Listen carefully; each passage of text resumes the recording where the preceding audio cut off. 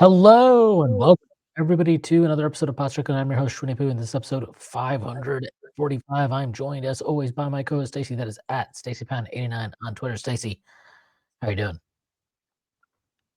Doing pretty well. Victory Tuesday. Yes, in basketball anyway.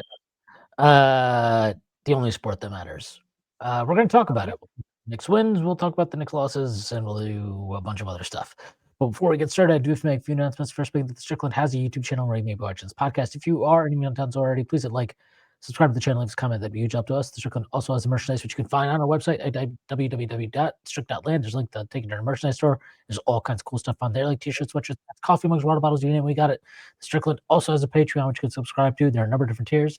There's $6 tier that gets you access to Strickland's podcast that I host every Friday with Prez. You also get access to Takes from Ivy as well as podcasts. It's by Andrew Steele, aka Doug, along with Black Bladder, and you get access to the Strickland Discord with the conversation of stops. So for the tiers is a $9 tier that gets you access to Strickland Roll, the pod that I host with YC, where we're interviewing with the Knicks even more. You also get access to one of our premium articles written by our staff, and you get access to Strickland NFL, which you guessed it is podcast about the NFL that is hosted by Constantine Metricos and Desmond Novak.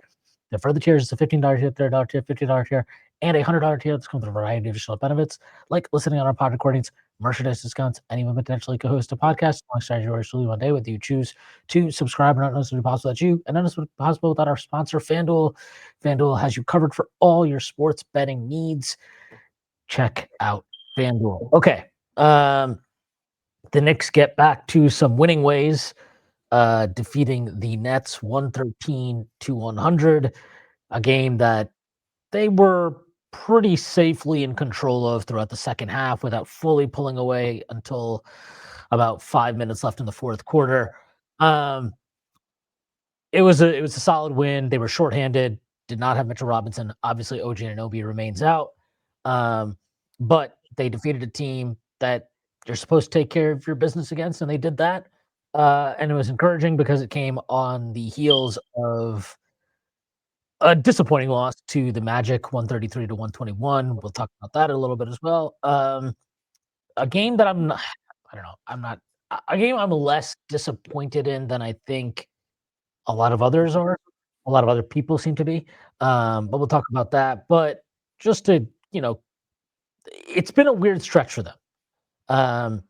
They beat the Heat a couple weeks ago, last 2 Fridays ago, I should say, in the Cup in the Garden. Then they drop the second game in a back-to-back against Miami on that Monday, the following Monday. They beat the Mavericks on Wednesday, and they lose to the Magic on Saturday, and then they beat the Nets yesterday. They've had a little bit of an up and down start to the year.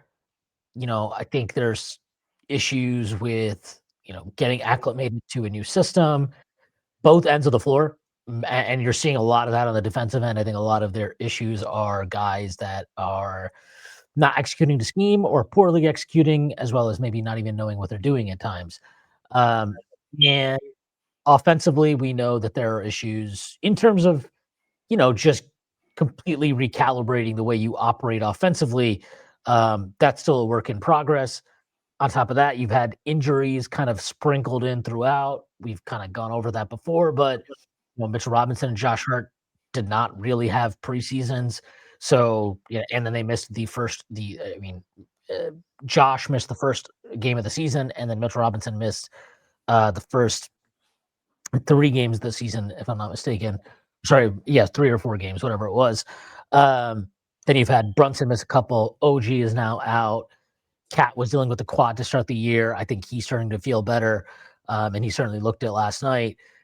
And then Deuce obviously has kind of been a little bit in and out he had a family issue earlier, and then he was sick, and now he's back. He played yesterday, but all of that is not to really make excuses. More that I understand why there has been this up and down kind of habits with them. Let's say, but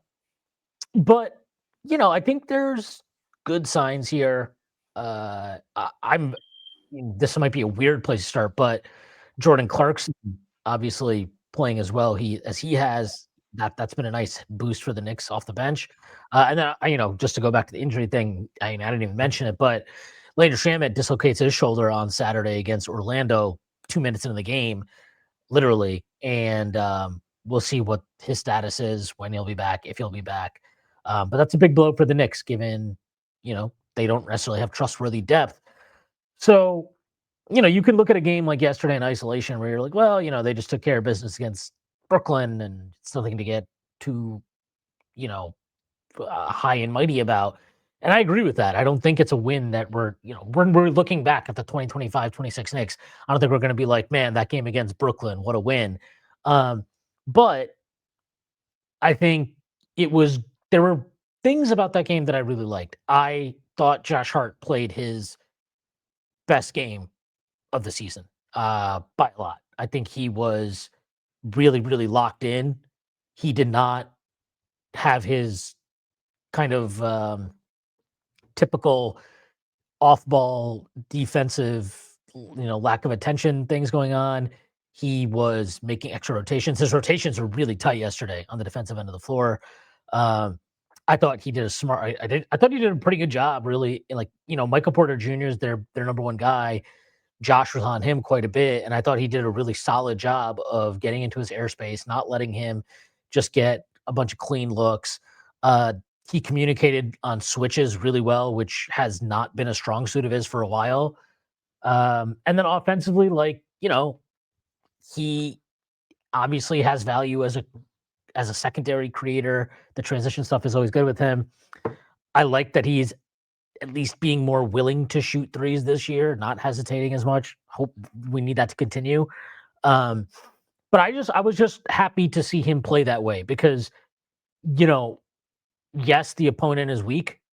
That doesn't always necessarily benefit. You don't always necessarily get the best out of Josh because of a weak opponent. We saw that against Dallas on Wednesday, where despite the Knicks victory, I thought a number of players were not particularly great. And he specifically, I felt, was, really, really poor in some of his defensive attention. So I thought that was good to see. Obviously, Karl Anthony Towns going absolutely bonkers in this game, 37 points, and I believe a 14 of 20 shooting from the field.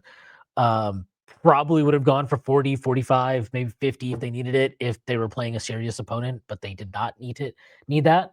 And I remain very unconcerned about his early season shooting struggles. He has a long, long, long track record of being a highly efficient scorer. There's no reason for me to believe that is going to change by the end of the season. I think he will be back to his customary, 50 something from the field, around 40 or above 40% from three, 62, 63, 64 true shooting, stuff like that. Like that's customarily where he's at, and I don't expect that to change. So I remain unconcerned about that. Brunson looks good. I do feel like I think there are bouts he has of playing within this game, playing within what Mike Brown wants, and feeling the need to I need to get going. I need to get a bucket here. And how does he go about doing that? How does he do that within the flow of the offense? And how does he do that at times where sometimes you don't need to play within the flow of the offense? Sometimes you come down the floor and you have an opportunity to attack, take it. And I think that's still a balancing act he's figuring out. And yeah, Mikal Bridges, what can you say? The guy's averaging over 3 stocks a game right now. He had another 2 steals and a block last night. He had 6 assists last night, 16 points and 11 shots. I feel like he is a guy right now who is plugging in a lot of the gaps, in areas on any given night that the Knicks need. And without OG Anunoby, obviously they are going to need him to continue to keep that up. So I thought that was all encouraging. And, Yabusele, I don't know what to say. He's not lived up to what the Knicks expected. I think that's, we don't need to sugarcoat that. That's just accurate. But I still feel like there are signs that he's coming around physically. I think the defense, while not good, has definitely ticked up. And he made a 3 last night, which was, thank God, it was good to see him make a 3. But he really needs to figure out how to get himself involved within the course of games, and how to make an imprint. And it's not just on him too; it's on Mike Brown, because Mike Brown continues to be very odd with some of the rotations that he uses him in. I think his first rotation yesterday comes in for 2 minutes, then comes back out, and then he goes back in a few minutes later. And I don't know what's going on there. Um, Again, like maybe there's something about keeping his stints short for right now, but they need more from him. And I'm sure he knows that, and I'm sure the team, and I'm sure Mike Brown knows that. So, to me, it's on both of those guys to get him in a better space, because the Knicks really need him, especially right now with OG Anunoby out. They really need another big body that can contribute.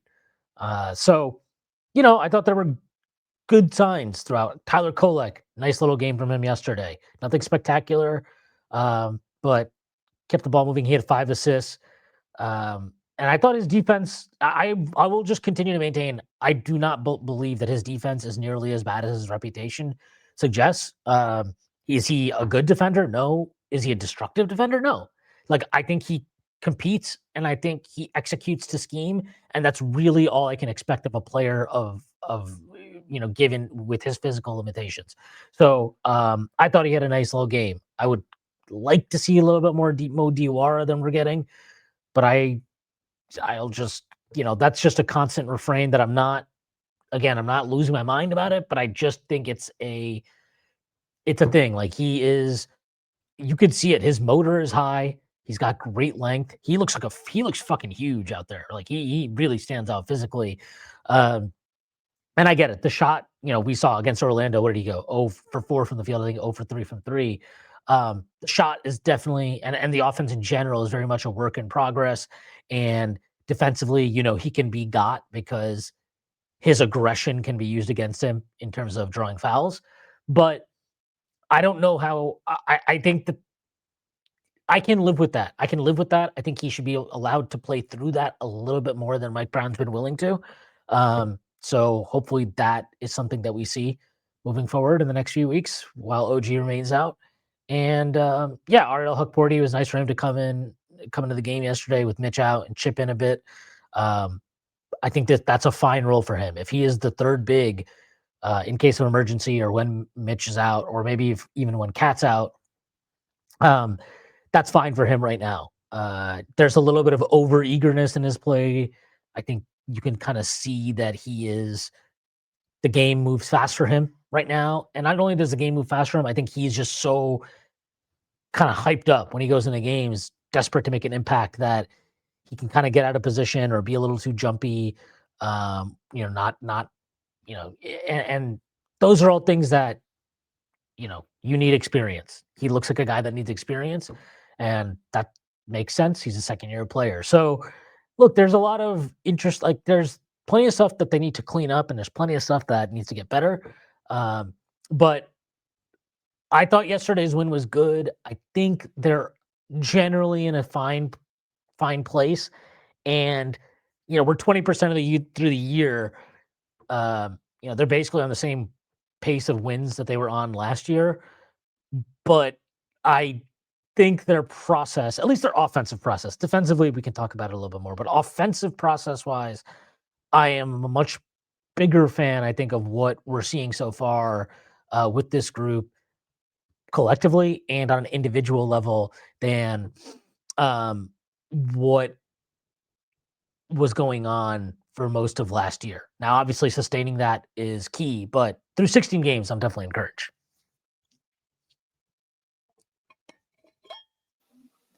Yeah, I mean, I think like what I've been thinking about a lot is the first game of, so drawing a football comparison, the first game of the season, the Eagles play the Cowboys, and Jalen Carter stupidly gets himself ejected on the first play of the game. Eagles defensive line, which had just terrorized the Chiefs, now looked very mortal. Yeah, they had free agent losses, but it was a stark contrast. And it's a stark contrast to when he's been in the lineup. I think that's what OG is to this team. OG is the Jalen Carter of this team. When he's out, we've talked about this before. Mitch probably has more direct impact on general. Mitch has also had his struggles this year, but a rim protector has more direct impact. But OG is the most, besides Brunson, he is the most irreplaceable player on the Knicks. Do you think that's fair to say? Just to... OG aside from who? Brunson is the most irreplaceable player on the Knicks. Um,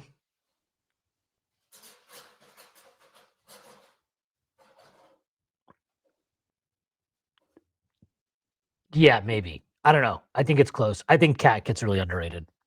Just gonna say that. But yeah, but if you have Brunson, you can still have a functional offense. That's not a knock on Cat, by the way. Cat amplifies Brunson. But with Brunson and with Randall out, with Cat out, we've won. He's that good. They have a Without better record OG, with they have a 12-6 record with Cat and no Brunson over the last 2 years. Just saying, that that's to me better than doesn't the say that record. Cat is irreplaceable. Because I would It's imagine it's a it's OG played a it's lot a of those games. right, but I think there are 3 guys that are irreplaceable on this team, and I just think that Cat is the one that kind of gets downplayed the most, and I don't agree with it. I think Yeah, I that, mean, Cat is taking a bunch of shit that's unfair. I think we both and agree with that. to be clear, I'm not throwing this at you because I think you probably, I think you've been higher on Cat even before he was a Nick. I mean, you were definitely higher on Cat before he was a Nick than me, and I think that's held true while he's been a Nick as well. That you're higher on him than a lot of his skeptics, right? Let's call them. But I'm saying, like, it's a hard discussion for me because I think I actually would say this, and this is there's a difference between best and irreplaceable, right? Like that to me are separate things. So like Saquon might be the best player in the Eagles, but he's not the most irreplaceable, right? Um, Whereas, like, I think in basketball, it's obviously not the same thing, right? The positional value stuff is very, very different. But like, I think, and I'm assuming you agree with this, but I just want to make sure I'm not putting words in your mouth. You would agree that Brunson's the best player on the team, right? Yeah, of course. Okay, And I I would think agree Brunson's the that best. Cat is a better player than OG. Yeah, right. Which is fine. I'm not even trying to have that conversation. But so I agree with you. Brunson's the best player on the team. But I will say, and maybe this might speak more to the relative deficiencies in the roster at various position groups. But I think what we've seen since the start of last season and into this season, or at least what I feel we've seen, is I think this team is more capable of withstanding a Brunson absence than they are of withstanding an OG absence or withstanding a Cat absence. And that might say more about, this isn't like new ground we're covering here, right? But like, this is kind of why you hear so many Knicks fans be like, we really need to get another wing. We could really use an insurance big because you feel that lack of quality behind those players more than Brunson, where I think with Brunson, even when you take him out, right? What did we do to Miami? Put up 140 on Miami. And that's with OG missing that game too, right? Basically, after the first 6 minutes. Like, I'm not, the best version of Part of the that is Knicks. Clarkson And has actually outperformed a lot of what we right, right. expected. And it's like the best version of the Knicks, and obviously when you get into the postseason, you need Brunson. He's the best guy in the team. He's a guy that's consistently proven to be somebody who elevates his game in the playoffs. I'm not questioning that at all. But I do think there's an interesting conversation to be had about, like, when you're talking about irreplaceable on the Knicks, and if we're just talking about in the regular season, I think there's an argument that both OG and Cat are actually more irreplaceable, um, just because of the roster makeup, um, if nothing else. I still don't trust the creation enough from other players. I get the Heat game. Um, I don't trust the creation enough consistently to make that claim. Um, I also but I think with Cat, like, you can play Mitch. He's on a minutes limit, which complicates things a little bit. Um, I don't think Cat unlocks the offense the way that Brunson does, and I just think this is on defense. This is a 40-year-old car held together with incredibly strong duct tape, and that duct tape is OG. OG just does, he amplifies everybody else on defense. Mikal Bridges is now playing off ball, which is good. He's been great. I think both you and I would agree with that. He is so much more impactful when there's another 6'7", 6'8" guy with long arms there, right? It helps both of them. And I think Bridges would be a tough loss too. I'm not diminishing him, but with OG, he can fill. He is like, call him Charles Woodson, Troy Polamalu. What he can fill every role on defense. He can guard fives. He can play on ball at the point of attack. That's not his best skill, but he can do it. He can defend Jason Tatum, and he's incredible in passing lanes, and that helps your offense. And you when might you be able to lose defend that Jason from Tatum right now. what? Sorry. Okay. The Cade Cunningham. Cade Cunningham. But and that translates to offense, right? Even more than a guy like Bridges, because if you played Street Fighter, you watched Dalsim just like punch the guy. That's what it looks like when OG does his fucking stunt to steal the ball. His arms just fucking go out and grab the ball, and then you have a fast break. Like, he is. I mean, he's the best Knicks defender I've watched since. Yeah, Ewing. Like, I got to put him over Mitch because it's just you can find another rim protector that's 90% of Mitch. 90% of OG is not OG. And especially on this team where you're playing your two best players, and I will say they are the two best players. That's not, I think, what we're debating here, are subpar defenders. I think Cat's been much better than he's given credit for this year. But the fact is he plays a high physical position, and he's always going to be under a microscope. So it's never going to be what you would expect from that position. And the sad thing is, no matter how much he does on offense, that's always going to be a thing. But it is like Jalen Carter on the line where no one else needs to be double teamed. When he has to get double teamed, everyone else looks good. But when he's not there, nobody looks that good. And to me, that's why. So that's how I contextualize. Like, we can survive losing Brunson, but we've lost Brunson, and he's played well since come back. So I'm gonna say he's still hurt. Mitch is still on his thing. I don't know what's going on with Deuce, but the family issue has been it wasn't a one-time thing. It seems to be something recurring. You could, without speculating, I wonder if it's a sick family member or, something going on like that. But I do think it seems to affect him a little bit. And he's a very important part of the team too. He's in some ways also very irreplaceable because they don't really have another point of attack defender. You're asking OG or Mikal to do that, which diminishes them. It is like asking Ed Reed or Troy Polamalu to play press man. Like, yeah, they can do it because they're phenomenal, but it's certainly not the best use of their talents. And Deuce allows that, right? So it's a lot of these guys who affect and amplify the team in ways that without them, it exposes a lot of holes. And that's what we're going through. So, and they're 10-6. Like, people are freaking out a lot. And they're 10-6.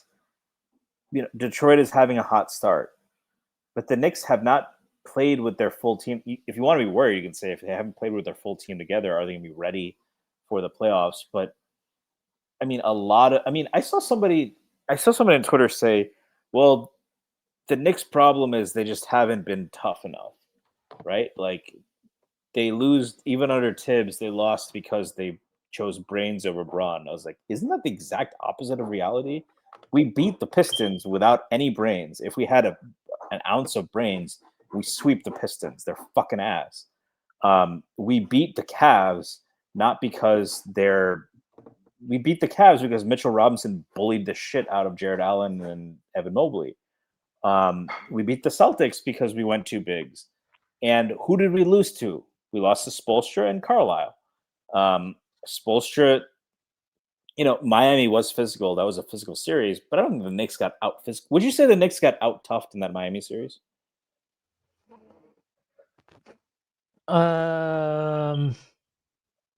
I mean, are we just talking about like physical toughness here?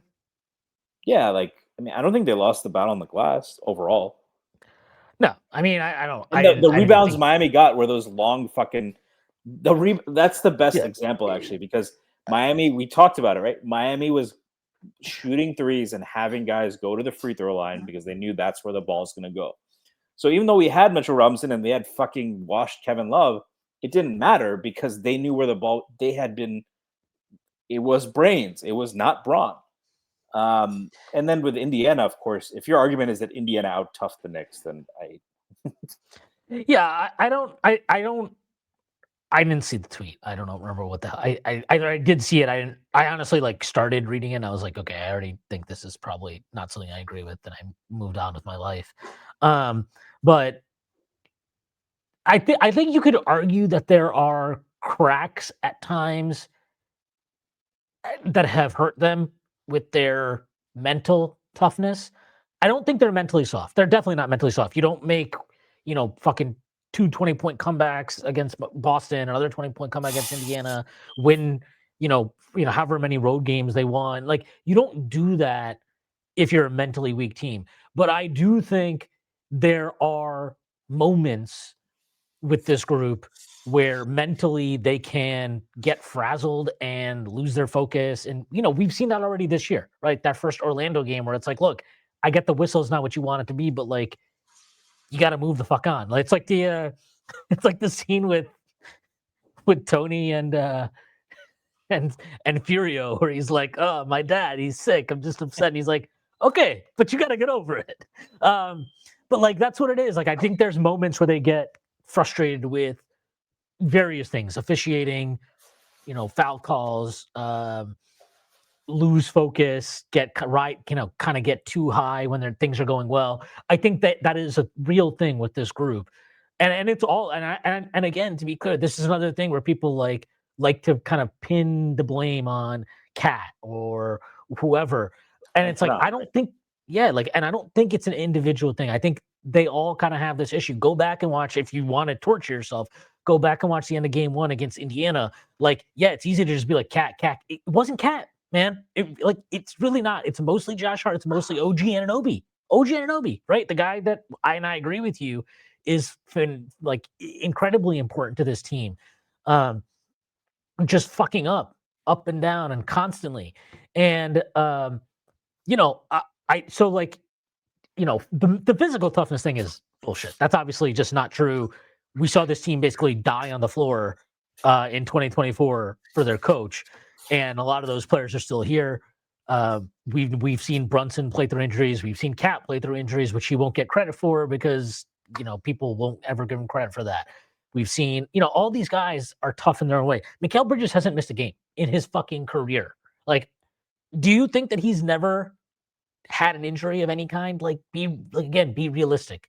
Like, be realistic. You don't play high level professional sports for as long as that and never have an injury just because you didn't miss a game. He's 100% played through shit. Josh Hart, whatever qualms anybody might have about him, we know he's played through stuff.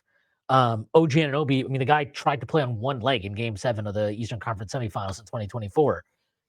Mitchell Robinson has obviously battled through a number of injuries and come back. I mean, he probably rushed back in 2024 for the playoffs to kind of help out the team. So the idea that this group lacks some physical toughness is obviously nonsense. It's just stupid and not even worth a retort. Yeah, so I think people are freaking out, but they're 10-6. We haven't actually started that well in the Tibbs era. Not to draw comparisons, but the point is they're hurt. They're not fully clicked with the new offense. I think I was more optimistic on this team coming in. I thought it would click more clearly, but it's just it's a work in progress. When it works, they look amazing. When it doesn't, they don't. The defense is never going to be great, and I don't know. Mitchell Robinson has been playing worse since Mabdani got elected. That might be worth looking into. Is he going to demand a trade to Miami like so many other New Yorkers exodusing the city?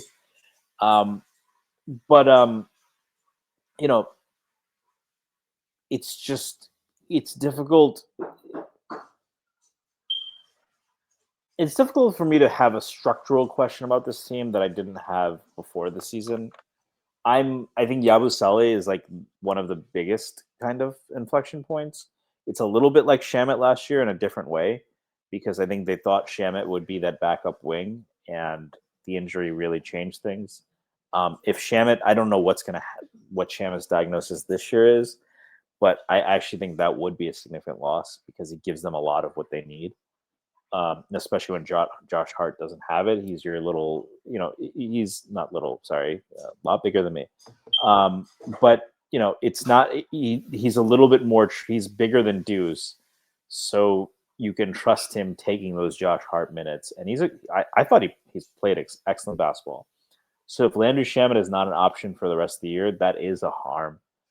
If this is who Yabusele is right now, that is a harm. I would take the bets against at least Yabusele. I'm not a doctor, so I don't know what's going on with Shamit. It's just tough for me to get too worked up about any of this. Even Diawara, like, I know you have complained a lot, and I agree with you that Diawara should be playing more, but it's steadily starting to happen. And I think by the end of the year, it'll be there, right? And that's Maybe. really I mean, it's possible Diawara sucks, which I'm like open to. I just think that he should play, and you should find out. So yeah, I mean, if it happens and he's terrible, then cool, we found out and we move on with our lives. If he plays and he's good or surprising and developing, and all of a sudden you have a breaking case of emergency in the playoffs type of option, great, fantastic. We did something great with our time this year. That's it. That's really my only take on it. It's not it, and obviously because he has these kind of like certain physical measurements that are the ones that the Knicks desperately need. I think without OG and Obi, we've seen that. So that's really it. That's only my and I agree with you. It's not something to like. It's fair to critique. I think it's a fair criticism to have if it's something that is like driving you nuts and like you're super upset about it and it's like, oh my god, Mike Brown is fucking the worst. Like that's a bridge too far. I don't, and to be fair, like I don't know. I've been trying to like avoid Twitter too much during and after games with regard to Nick stuff. So I don't feel like I'm seeing too much of that. So but maybe that's like how the algorithm is curating my feed for all I know. That and right wing politics, all that's what most of my timeline is nowadays. Well, those are our But cousins, Shwin. Like most of the right wing bots are back in Ahmedabad or Hyderabad. yeah, they're all in the motherland. My cousins are employed, thankfully. Thank you to Elon. But no, I think that you know the criticisms that people have are all fair. I just don't. I'm not at a point where I think like anything that's transpired is particularly galling or embarrassing or bad. Like I saw a lot of like after they lost the Orlando game, a lot of like they threw in the towel, it's embarrassing. The defense is atrocious. How can they do this? And it's like, look, man, I don't know what you really expect. Like we know this team does not have a particular great depth of defenders, right? The bet of this team is that the offense can get so good and the defense can just be good enough that you can And that title. you'll That have is a OG and Mitch healthy in the right. playoffs. Well, right. That's That'll and put the Deuce defense at a and floor. Deuce. Like you were out three of your four best defenders. Mitchell Robinson, OG Anunoby, Deuce McBride against Orlando, who's playing well right now. And I think I mentioned this in our Discord. Like even when they were not going so good earlier in the season, I thought there were some kind of easy fixes for them, and that they were probably going to be okay. Um, I early on, I was like, I'm worried about Orlando. I think they might suck. But then, like after a few games after that, I was like, okay, I think they'll be okay. But this whatever. I don't want to get into a whole fucking Orlando thing. Either way, the point is they're playing better right now. They're on a nice little run here, and you go in there without three or four best defenders. Like, yeah, guess what? The defense might look terrible. Like, I don't really know what to say. And if you want to I think again, like that was another game where after the game, it's like, oh, look at Cat's the problem. Cat's so bad on defense. Cat this. And it's like, I'm sorry, like is Jalen Brunson a good defender? No. Was Josh Hart playing the good defender on Saturday? No. That's been Was pretty decent this year. Like he's done his I job. okay, but he's a bad defender, Stacy. Like it's fine. We don't need to Yeah, but I'm like saying like I'm agreeing with you that he shouldn't be like the target of the ire for that. of course, yeah. Like my point is like I think Cat is an easy lightning rod, and he is like, and here's the other thing is his mistakes are loud. Like they are loud. They're very noticeable. He's often clumsy. He often can look lazy and aloof. I understand all of that. But if your takeaway from this season so far has been Cat's the problem, I don't think you understand basketball. Like I'm just gonna be flat out. Like anybody that says they're watching these games and like Cat's killing us. Cat, are you fucking stupid? Like seriously, are you fucking dumb? Because that's a horrible takeaway from what we were watching this season. I think he is pretty consistently played about two or close to the maximum level you can expect from him defensively. Like this kid he's not 21 years old anymore. We are not sitting here like, oh, what if Cat is like the greatest offensive big and also can be a defensive monster? Like we know that he's not capable of that. But from what we know he's capable of, the defense has been about as good as you could expect from him. And offensively, he's missing shots. He's missing shots. That sucks. I hate it. And guess what? He has a 59 true shooting. So this is the worst version of Cat. He has a 59 true shooting, by the way. Terrible version of Cat, 59 true shooting. And you trust the body work. You trust that he's going to get back to his percentages. So to bring it back to the Orlando game, like, I don't know. Like, I get why people crash out over stuff like this. And I understand it. But at the same time, I think you have to have some levity. And it's like, look, man, if you're going into a game and against a team that's on a roll, that's in a good place, and they're only out their least impactful player. And Follow. and most impactful. If you want to go own that shit. Say it with your chest. Most impactful the other way. The RJ Barrett of Orlando.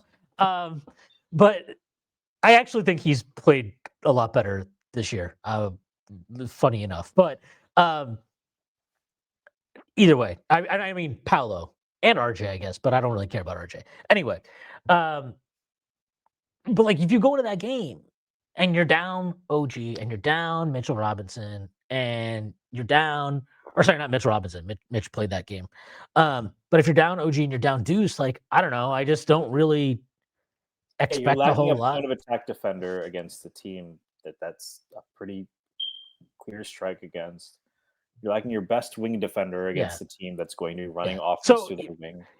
Right. And I think very specifically the OG thing matters, especially against them. Like very specifically against them. That's a team where not having OG hurts you. And I want to apologize. I misspoke earlier. I said the Knicks were down 3 of their best 4 defenders. I meant 2 of their best 4. Mitch obviously played. And we'll talk about Mitch because he has not been at the level that's needed. Fucking Mamdani, man.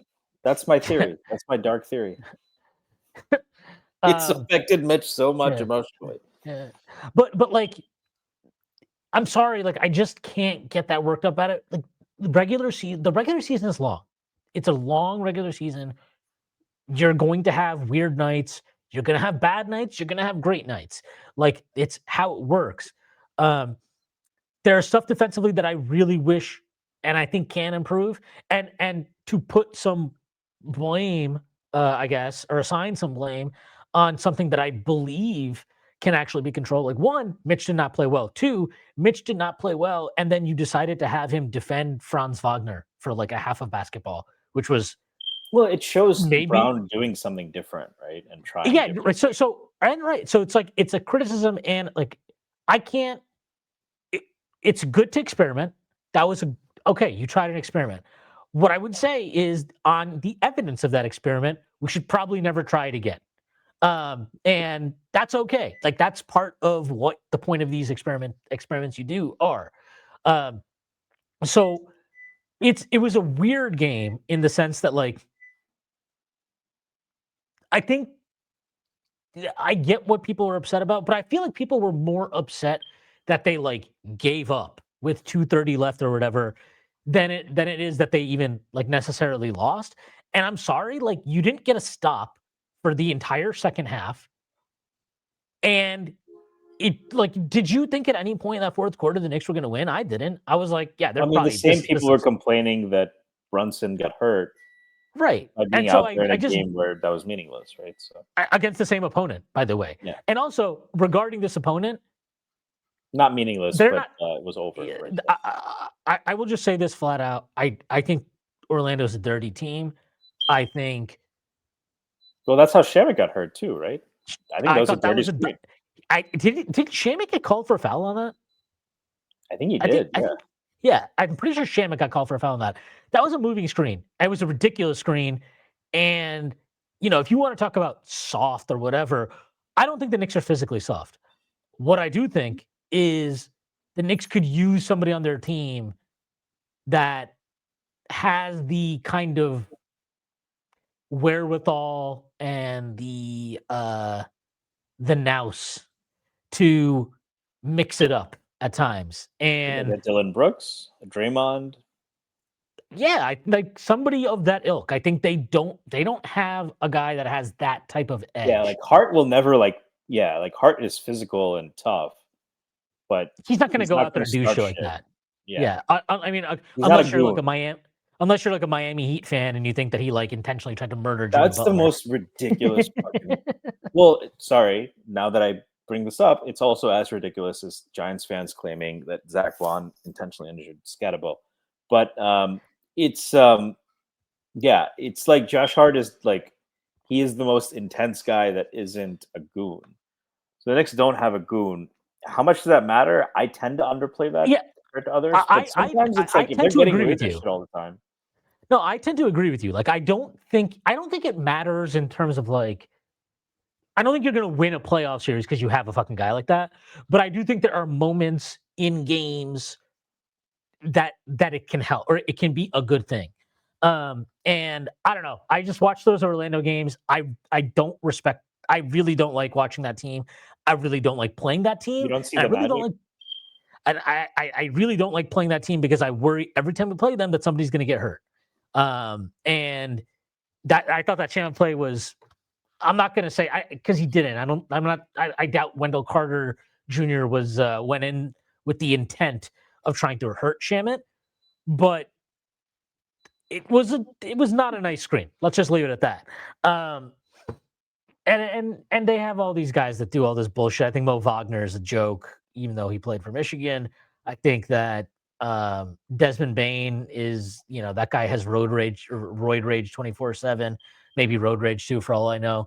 Yeah, I find that team extremely annoying. I despise the way that they are able to get away with mugging the Knicks. It feels like every time they play, and it's apparently okay I mean, is that a because good I don't. strategy though? Because I think the Pistons did this too. I think you're less hateful towards the Pistons than I am, but I think they did this in the playoffs. I don't think the Pistons are dirty, and I can respect It's that the in the Seattle playoffs. Seahawks thing, right? Where Yeah, if you but I do shit on respect that. every play, you're never going to call for it. Like the Seahawks committed, like in Richard Sherman, they had a great secondary. Don't get me wrong. They committed pass interference on every play, and they're like, "You're not going to call pass." Michigan State did that under D'Antonio too. So I think that is Yeah, that a but like just a strategy at this point? I can respect that more in the playoffs because I think the playoffs are like its own thing and it's fine. I'm sorry, like to allow a team to just do this for 82 games is a fucking joke. It's nonsense. Whatever. I don't want to talk about the Magic anymore. Anyway, just bringing it back to the Knicks. I get the frustrations people have about that, but I think there's conversations that go deeper than like the team is soft or Well, I think fucking for, or for like they me, don't have good defenders and they don't like okay, like they have good defenders, maybe they don't have enough. I like Mike Brown trying, like to the point where we're talking, like I like Mike Brown actually experimenting. That doesn't mean that every experiment I think is going to be good or that I need to like it. And like the key is do you learn from them productively? So like if he experimented with Mitch on Franz, like we just talked about. If he never does it again, I'll be like, good job, you learned the lesson, and now we move on with our lives. Um, Or if he does it, maybe in a different situation, right? Like right, or maybe it's Mitch like is better rested, not playing the same. I'll try it with OG on the floor instead of like without OG or something like that. Like I can understand stuff like that. I do want to talk a little bit about. Sorry, I wanted to add one thing. Yeah. Sorry, before we get to the next point. Yeah, I think part of it, a criticism you could make, right, is that if the defense is so predicated on OG being healthy, which I think is more than even Mitch, OG more than Deuce, more than Bridges. OG is the most critical difference, the most critical inflection point between this being a manageable defense versus a bad one. And I think there's a fair argument that's like, well, why did you construct the team that way? And I think the cap today, there's a trade-off inherently between redundancy and optimization, right? So before we made the OG trade, everyone was talking about consolidation trade, right? Like we just don't have minutes for Quickly. We don't have minutes for Grimes.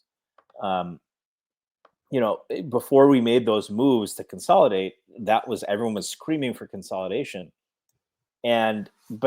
So you had redundancy though, right? You had depth. You could have, someone's having an off night, someone else can come in.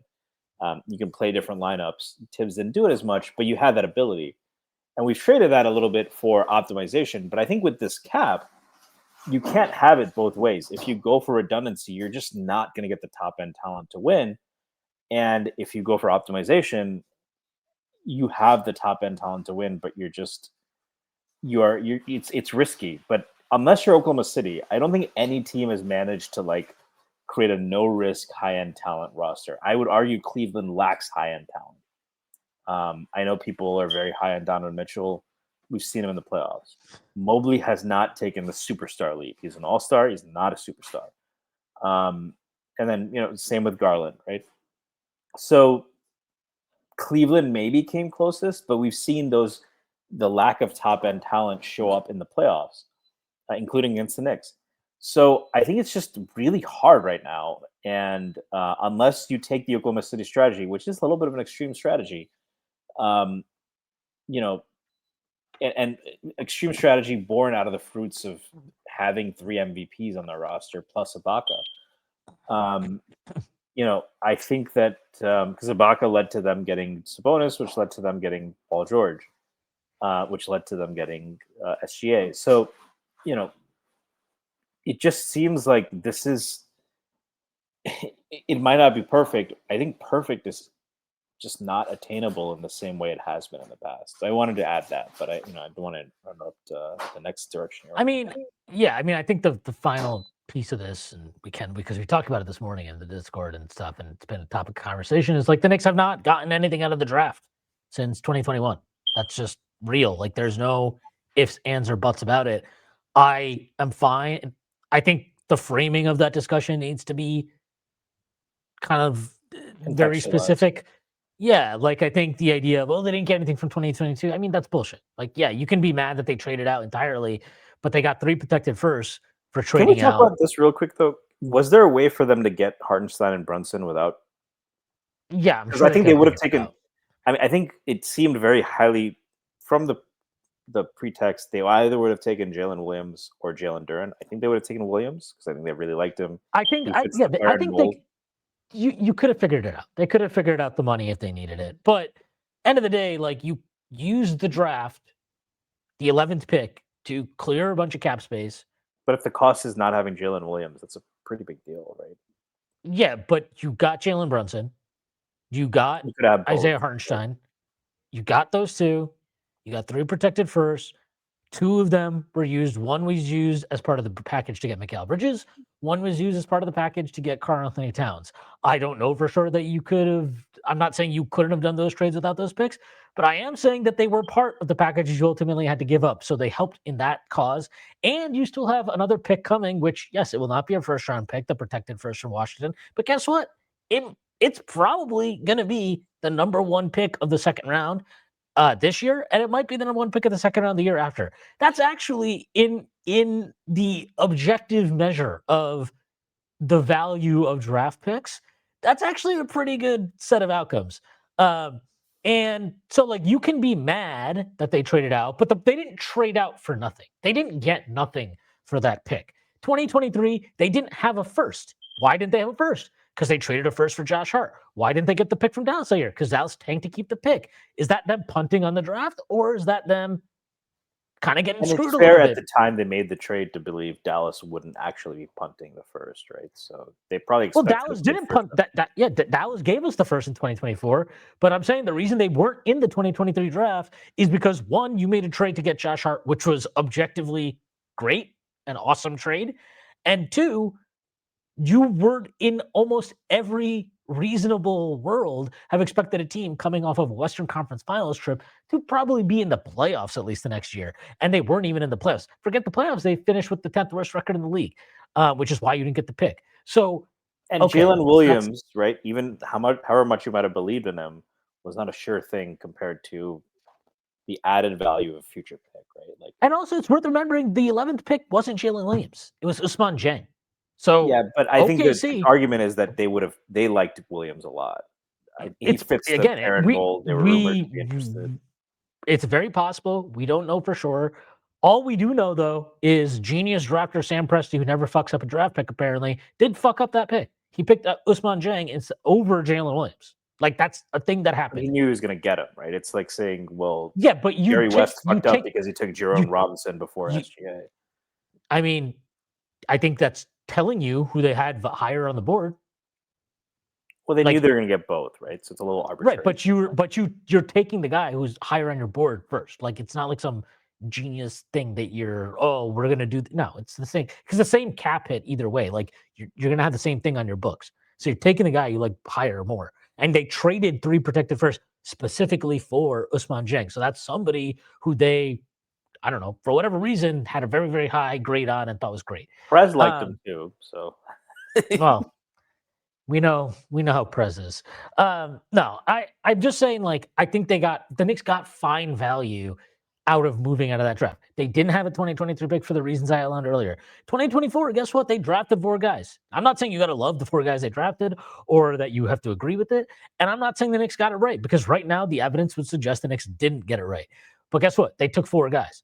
You don't draft 4 players if you just like if the and the take how is the takeaway from that shouldn't be the Knicks don't care about the draft. They don't care about getting young talent because that makes no sense. Like if they didn't care about getting young talent, why the fuck did they draft 4 guys? They drafted yeah. And 4 I think guys. the one criticism that people have made is their draft strategy, right? Obi was an example of this. They preferred longer tenured guys. They've been good at drafting combo guards with a very clearly translatable skill set. Dadier was a departure from that, right? So they've not been afraid to take swings. To your point, like they have been willing to shift their strategy based on where they are as a franchise. Um, yeah, and I just think okay, so that's what it is. And then last year, yeah, you're the 50th pick. And it's like, why did they trade up? Why didn't they trade up? They could have gotten another pick or something. And I understand that point of view. I felt that they should have tried to. Maybe they did. I don't know. But look at the cost of some of these trades to move up. I think Brashear Fleming was a guy that the Suns um, moved up for the top of the second round. If I'm not mistaken, that cost them 3 additional second round picks on top of 1 in last year's draft. Like the Knicks are not flush with picks right now. They're not flush with assets. They're not flush with movable contracts necessarily. Um, this is a team that is in it to win it. And when you're in it to win it, guess what? You inherently have less flexibility. Like that's part of being a championship Unless you're team is Oklahoma that City. you're right. And that's a very, very unbelievably unique situation that may never be recreated again.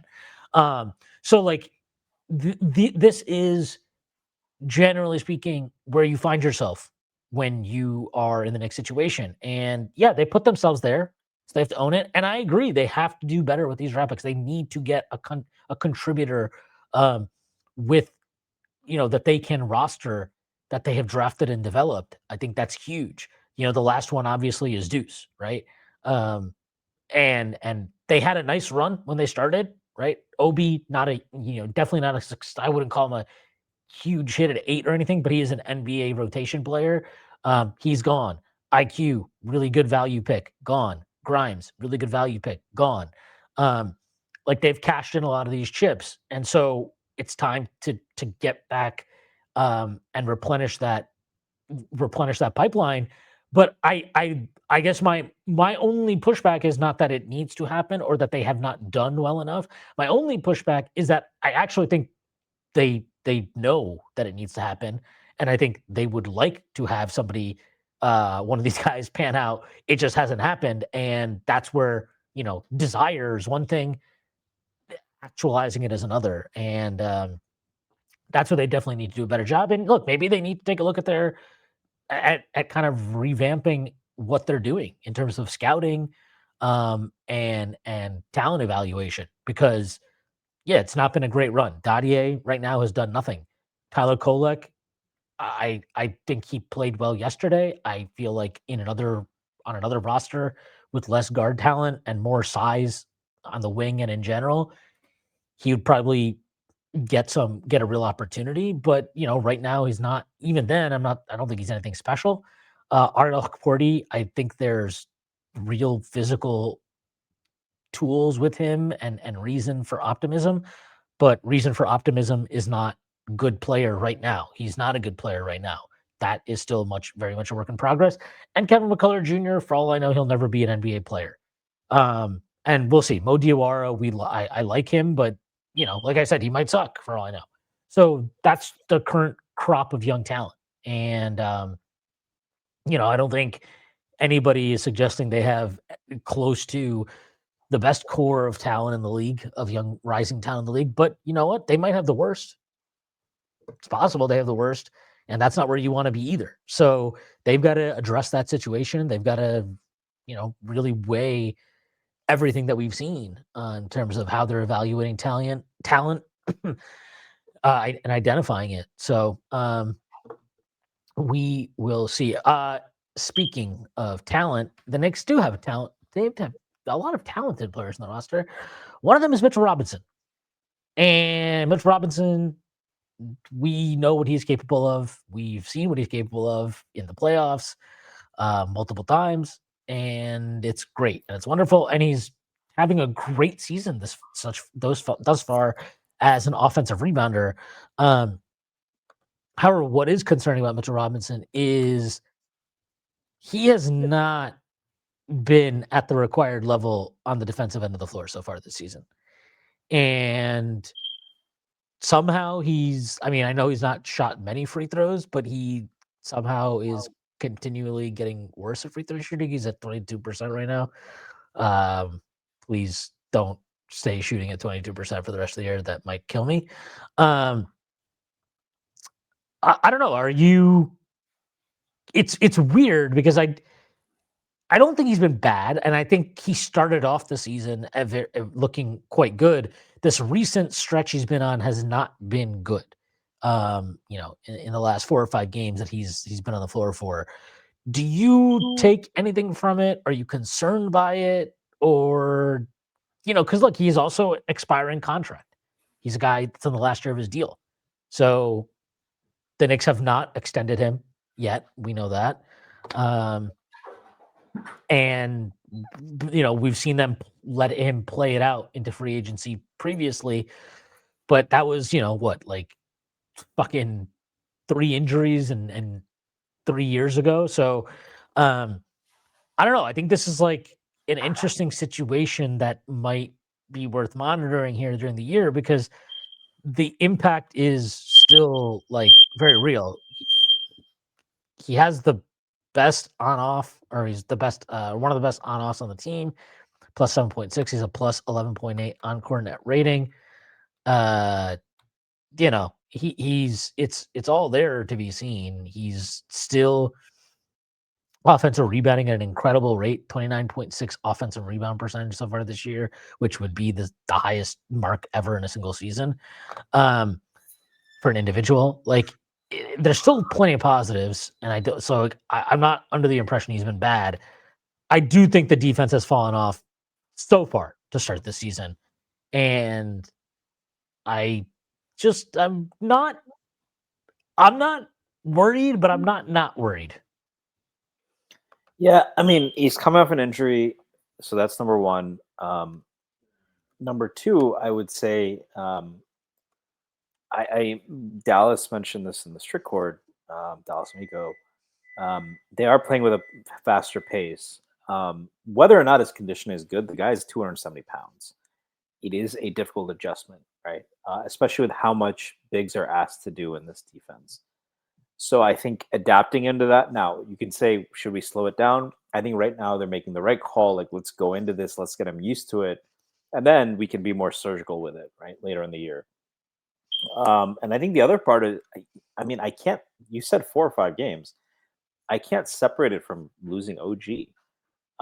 If you're an incredible ball hawking safety who can pray when a cornerback disrupts a route, and a receiver has to reroute and is in not the right zone or isn't anticipating the safety, that's when you can really make an impact.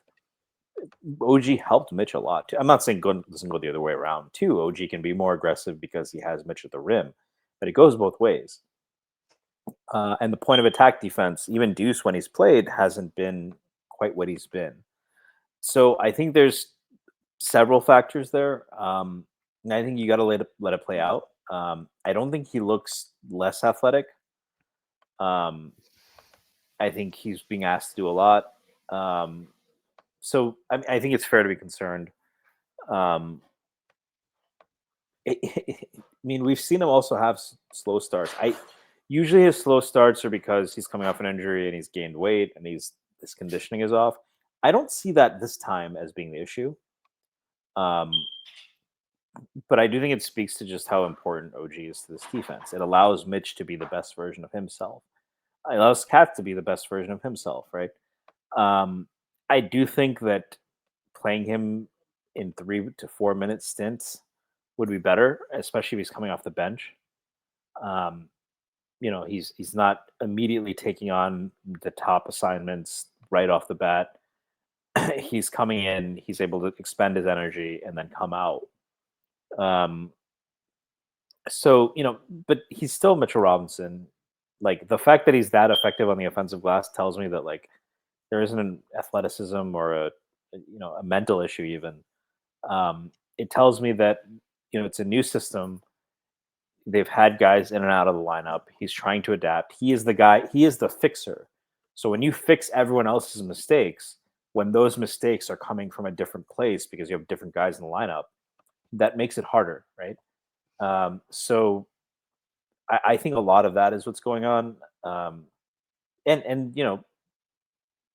he's never had the best. When you look at stats like defensive expected field goal percentage versus the actual, he's never graded out that highly. But I think part of that is also he just deters a lot of attempts. So when we remember the time someone came in and scored on him, or he wasn't able to cover. But the reality is he's still deterring attempts. The overall results have been bad, right? Their defensive rating with him on the floor is not good. And it's a lot worse than with him off the floor. But I think that's another thing where I'm just like, I've seen this guy figure it out over the course of a season. I've seen how much he depends on OG and perimeter guys to like really amplify him. I think you just got to give it some time.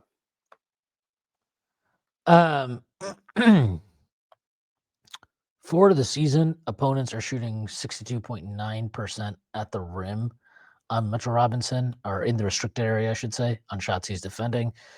Just for comparison's sake, Karl Anthony Towns, 61.2% on shots against him. Yeah, but there was a year where Mitch was like a defensive player of the year favorite, where they were shooting 70. I think 70 was the number. That was not a year as defensive player of the year. First of all, he's never been a defensive player of the year favorite. Second, not favorite, but he was like heavily rumored. That was a different season. That was the 23-24 season, which was weird. He was whatever. But I don't think his defensive field goal percentage at the rim has ever been that great. I'm just throwing out a number. I'm not. I'm just saying. It's a weird player to judge like that. To my eye, I don't think he looks as sharp defensively, and I think part of that could be that he didn't have a good preseason, and that is actually not his fault. He got hurt, obviously, which they didn't reveal or whatever they were doing with that.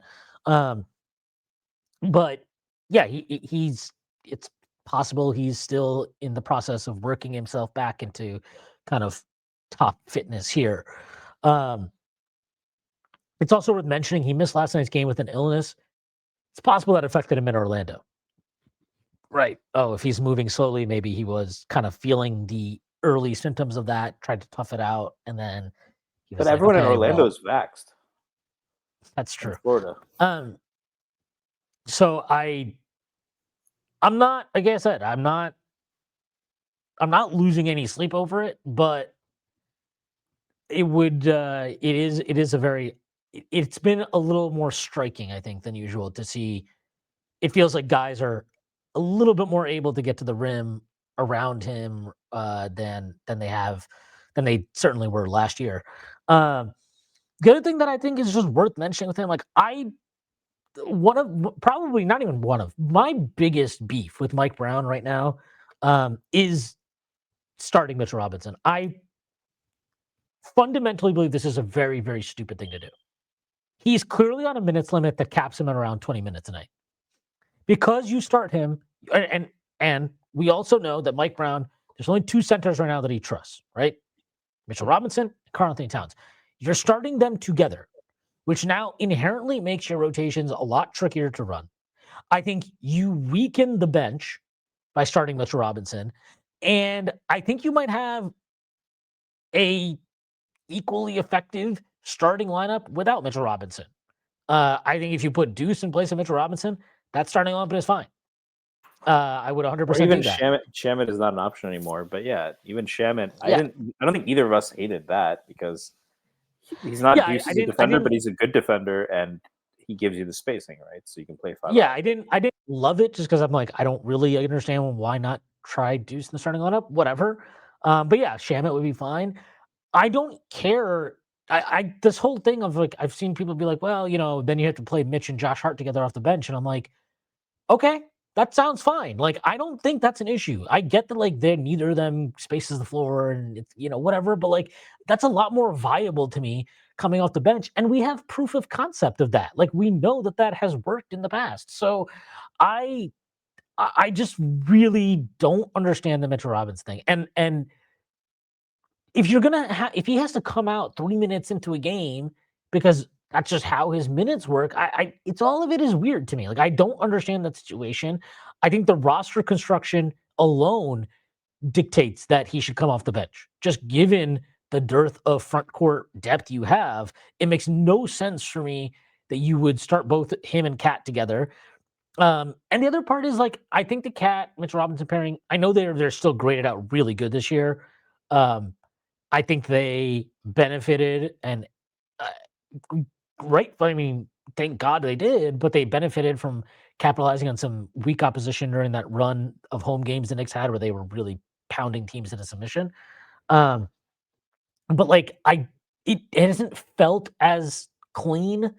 And I think it just works better when you have those two, and you kind of work towards getting them in the game together in during the course of the game.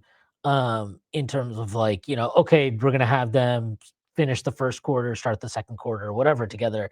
I think it works better like that than as your fastball. Like I like that as a curveball, not as a fastball. And um, again, I'm open to being wrong about all of this. Maybe I'm wrong. Maybe this is actually the best way to go about it and whatnot. But I would like to see the alternative. I would like to start games with a lineup that is a 5-out look, um, and use the double big lineup more as a off-speed pitch. Um, doesn't seem like that's what's going to happen. And I don't quite get it. I really don't get it because he's on a 20-minute a night minutes limit. I don't know how many fucking starters in the league play 20 minutes a night or less. How many? Like Keith Williams. yeah, which was fucking stupid, and Bills fans talked about it all the time. And we saw Alfred that. Payton. Yeah, it was fucking stupid when Tibbs did that too. We were like, that was fucking stupid. Why did we waste an entire year starting this clear, obvious This negative is a player? different situation. I think the hope might be that he will eventually get off the minutes limit. So, But what? Why is that? Like, I'm sorry. I don't. Again, I guess I will defer to the medical experts here. on its face to me, that is fucking stupid. Like So guy, you don't think at any point this season he'll be able to play more than 20 minutes? I have not thought this since last year. I have said this since last year. He cannot start games. He cannot start games consistently. He can't do it. There's He also cannot in the carry. playoffs He you'll have cannot Hackett. carry. He cannot carry starter minutes. He can't do it. His body cannot handle it. It cannot handle it. How would you address the Hackett kind of phenomenon? What is there to address? Well, because if he comes in later in the quarter, then you might be in the penalty or closer to it. Okay. So teams are going to start getting their guys into foul trouble in the first fucking quarter of games now? That's what we think. That's the big pushback here. It's more of an increased risk, right? So okay, let them. Okay, you want to start fouling Mitchell Robinson a bunch in the first quarter, bigs, right? It won't be Jokic. Yeah, but that's probably not good. Like that's probably not how you want to do things. And how did it work out for Joe Mazzulla? I forgot. Did that work out well for him? Did it go well? That was a very extreme case. Like okay, but that's and then we just took Mitch and we took Mitch out and Brunson. Right. Now you're you took Mitch out penalty. Yeah. So okay. So let them if they want to put themselves in the bonus, go for it, and then you can play that game too. Either way, you are now dictating terms to the team. Yeah, but you're if you dictating do it at the end of the quarter, they're already in the bonus, right? Whereas if you do it at the beginning of the quarter, he helps you get them into the bonus, and then you take him out, and then now Brunson is running into. Is he helping us get into the bonus? Am I missing something? The Knicks are not even a high volume free throw shooting team. It takes that option away. It doesn't. It like I'm sorry, this is fucking asinine. Just put him in at the 6 minute mark. Is that something big deal?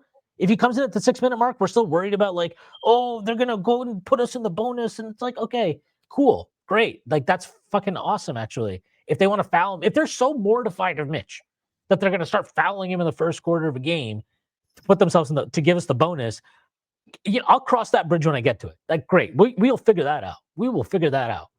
But this idea that a guy who cannot play more than 20 minutes should be starting fucking games is ridiculous. I'm sorry. It is actually ridiculous. It makes no sense. It makes no sense. Why would you do this? And not only that, again, the other part of this that makes it even more ridiculous is he, and rightfully so, based on what we've seen so far, only trusts Mitchell Robinson and Karl-Anthony Towns to play center. So now you're playing both of them together to start games, and it creates all these trickle-down effects that affect your rotations and make things fucking really difficult for you. It is dumb. It is not smart. It is flat out a bad decision as far as I'm concerned. I hope it changes. I would honestly, I think even when Mitch comes back, I'm assuming he's going to be back tomorrow, the lineup they started yesterday, that should just be their starting lineup until OG gets back. I don't need to see Mitchell Robinson starting games because he can't handle it. He literally can't handle it. Like we were shorthanded against Orlando, right? I mean, we didn't have Deuce. We didn't have OG. That was a game that was in the balance going into the fourth quarter. He played 16 fucking minutes. What are we doing here? He played 16 minutes that game. What did he play against Orlando? 17, 18 minutes? Like, he can't play more than 20 minutes.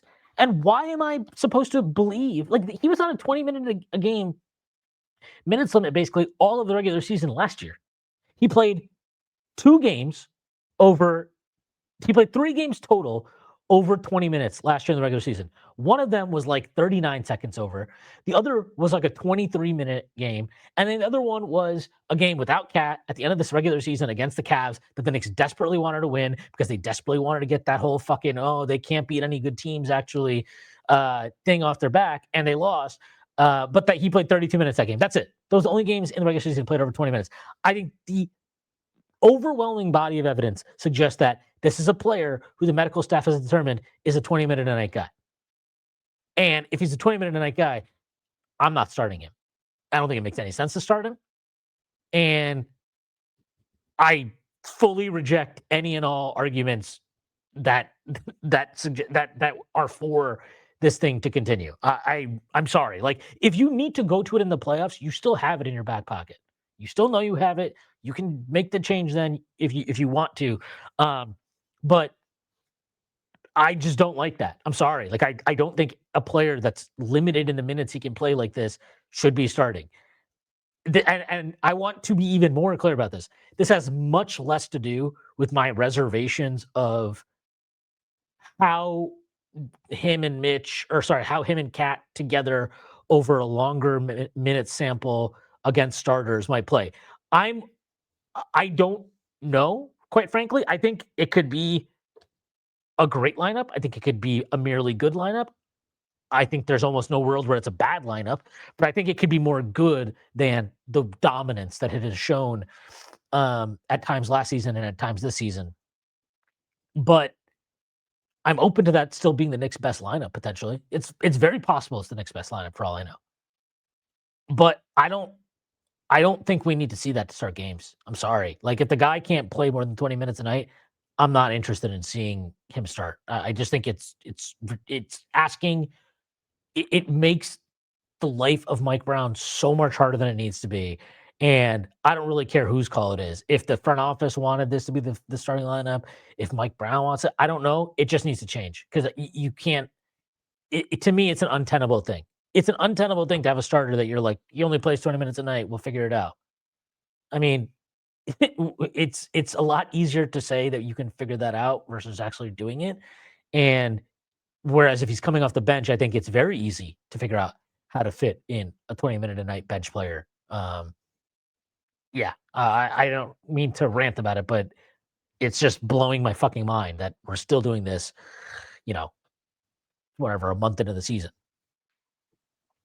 Yeah, no, I mean, a lot of people push back on that. It is definitely an odd situation. Um, they might have gone into the season expecting Huck Porty to be more viable, which would make that if you have three centers, you can play them together more. Um, I think they probably want to protect Cat a little bit on defense, especially with OG out, without having him play the five. But I think that's fair to say. One guy I did want to talk about. So, I mean, you've been pretty vocal about Josh Hart's shortcomings on defense. I think you're much happier with how he played yesterday. Well, we've seen those blips. Are you, how much did yesterday do for you to install confidence in Josh Hart? I mean, not much. Like, I have some. I think he's probably a little declined a little bit athletically. I think he's got heavier feet than he used to, but I don't. It's not an ability thing to me. I think Josh Hart can play good defense. I think Josh Hart can be. I mean, this isn't a thing. He is a good offensive player despite his shooting issues.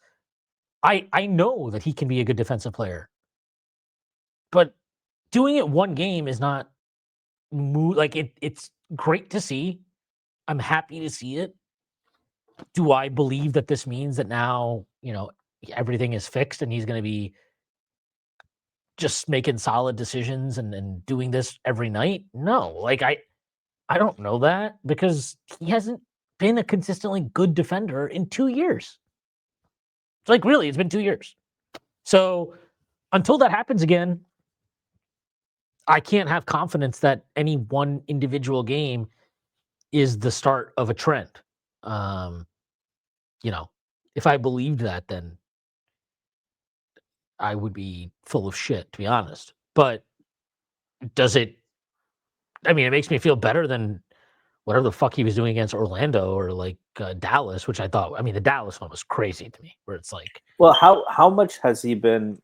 If the Knicks have underwhelmed to some extent, which I still am not going to go that far. I mean, if you look at the way they started very successful seasons the last few years, they haven't underwhelmed me. I thought they would have a slower start to the season. I thought the second yeah, and but it's been third kind viewed of as thirds this season. underwhelming considering Yeah, they're a well, contender, right? everything the Knicks do will be underwhelming until they like win a championship. So it is what it is. But how much do you think Josh Hart is kind of? I mean, is he holding them back? Huge, massive. I think he's been a huge problem. Like that. I don't really know what else there's. I think defensively, he is. Look, my concerns about Mitch are: is he as effective doing the things that we have seen him do and that he's still doing? Right? Is he as good at things that he like? So, is he as good of a rim protector as he was? Is he as good at switching out as he was? But I don't ever question like I don't think he's in the wrong place at the wrong time. I don't think he doesn't know what he's doing. I don't think he's, I don't think he's freelancing or anything like that. Like I think Mitchell Robinson's generally speaking executing to task. Like, I don't think Brunson's a good defender. I think for the most part, Brunson generally executes the task, which sometimes I actually wish he wouldn't because sometimes his tasks are very fucking stupid. I think Mikal Bridges is generally executing the task. I think OG Anunoby is generally executing the task, but he's probably the one guy I don't mind freelancing because he's actually so good. He's so good defensively that he deserves to have that freedom to kind of, you know, go on his own sometimes and just kind of go with the flow and make a decision.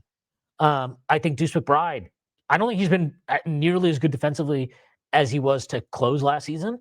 But I don't watch him and think he doesn't know what the hell he's doing. Or he's just like he's actually in the total wrong place. I don't believe that. I think there are times he's over rotated, overcompensated, but I don't think it's like he's just totally not where he's supposed to be, or he has no idea what he's doing, or he's flat out not paying attention. Same with Landry Shaman. I can go down the list. Josh Hart is actually like playing just he was like playing destructive defense, I thought, this year, for the most part. And by that, what I mean is a guy who you can't trust to play to his tasks. Like, hey, this is what you're supposed to do in this situation. This is your defensive responsibility. Here's who you're covering.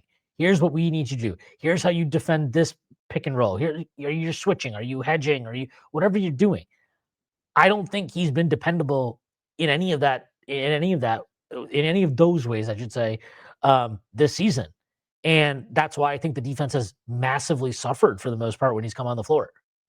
So it's not so much a physical incapability, although there is something to be said of like, he has struggled at times against, a guy like Jaquez, for example, and whatever. But I think, and I do, like I said, I think his foot speed, not foot speed, his lateral agility, I would say has declined a bit. But the main issue to me is he's just not where he's supposed to be, or he's not paying attention to his man, or whatever. And that's why yesterday was such a strong. I was like very impressed because it was the opposite of that. He was really, really locked in. That's the guy that was in New York after they traded for him in 2023. That's the Josh Hart defensively anyway that I remember. And that's the one that they need. They need him to get back to that. They don't need him to be a game-changing defender. This is like the main, and this is why it was so annoying to see how bad he was playing defensively, because it's not like he's incapable, and it's not as if they're asking him or need him to be an amazing defender. They don't need him to be an amazing defender. They just need him to do the basic stuff. Do the things that are being asked of you, and don't freelance. Don't get caught sleeping off the ball. Don't get back up for the 50th time. Don't just go under a screen and let Najee Marshall line up the seams for an in rhythm three and not bother to get a contest. Like, don't let Desmond Bain just bully you and easily get a rebound over you and then get an and one. Like, these are the basics. And it's been too many games this year where you're not seeing him do the basics. And if you don't do the basics, it fucks everyone. And yeah, like I would say a large part of their defensive issues so far this season could be laid at his feet. That's my interpretation of just how things have unfolded. Like I don't think it came out this way, but like it's not like Josh Hart is the singular reason why the Knicks defense has struggled. But he has definitely been a huge part of the problem. And in a lot of ways, to me, a bigger culprit than probably anybody. Because there's no reason that Landry Shamet should be a better defender than him. Like, and Landry Shamet was playing better defense than him this year. So, you know, that's all up to, it doesn't make me, am I more optimistic that Josh Hart can get back to it? I don't know. I wouldn't say that. No, I'm not more optimistic, but I am happy to see it. And I hope that it continues, because if he plays like that, it actually changes a lot for this team. I will say that. If Josh Hart is actually good on defense, it changes so much for this team. It changes so much for this team. It's not like I'm not saying it wins you the championship, But if you told me Josh Hart's going to play good defense the rest of the year, I would feel even better than I do about the Knicks' chances of coming out of the East and getting to the finals. Yeah, he does seem to be an inflection point player. But it seems like there's also so many lineups where he has spacing concerns he contributes, right? Do you think that's been an issue at all this year? Sorry, say that again? Well, I mean, you're saying that they don't need him to be a great defender. As long as he does his job and executes, it's going to be fine. On the other end, though, it's still tricky to fit him into certain lineups. Are you as concerned with the spacing issues with Josh Hart as you were maybe last year?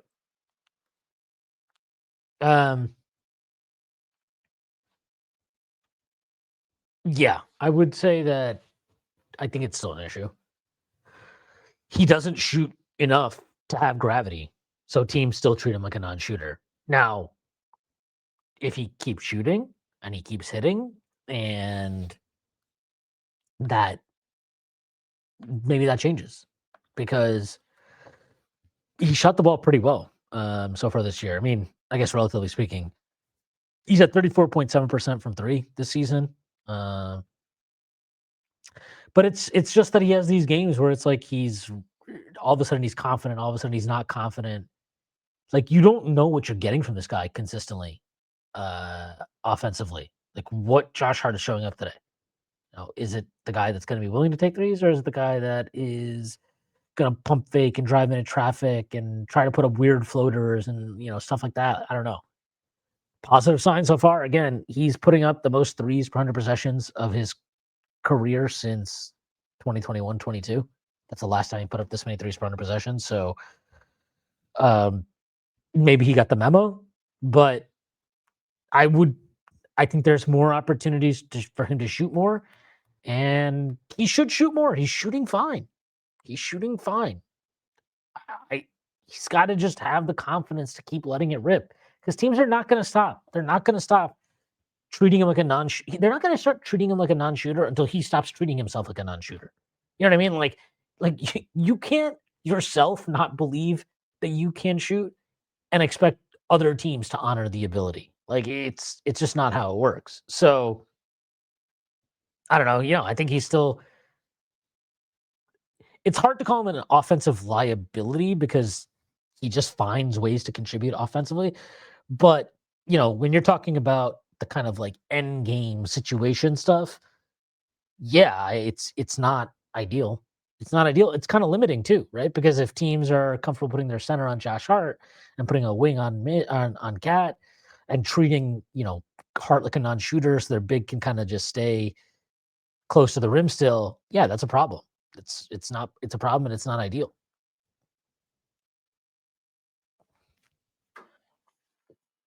Do you think Hart is the most likely guy to be traded before the trade deadline?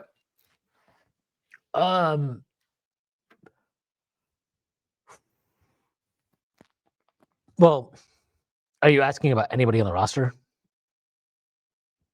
Yeah, and maybe Mitch is more likely given the contract situation, but yeah, anybody on the roster. I would say if it's anybody on the roster, no. I feel like guys like Dadier or Kolek or whatever, they're more likely to get traded. Yabu, potentially. But the guy, yeah, I mean, I think of like if you're talking more about like these kind of core players, right?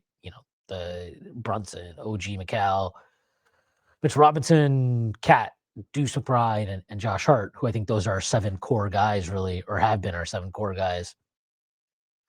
Of that group, like, yeah, I think Hart's the most likely. I do. Because I just do not believe that they want to give Josh Hart his next contract. I don't think so. That's not based on anything. It's just my kind of how I'm reading the tea leaves. And yeah, I don't know. I have a very tough time feeling like they want to pay Josh Hart his next contract. And if you don't want to pay the guy his next contract, well, then you might start thinking about what you can get for him in trade. We know the Knicks like to get ahead of this stuff, but yeah, I would be. I don't want to say I'd be surprised, but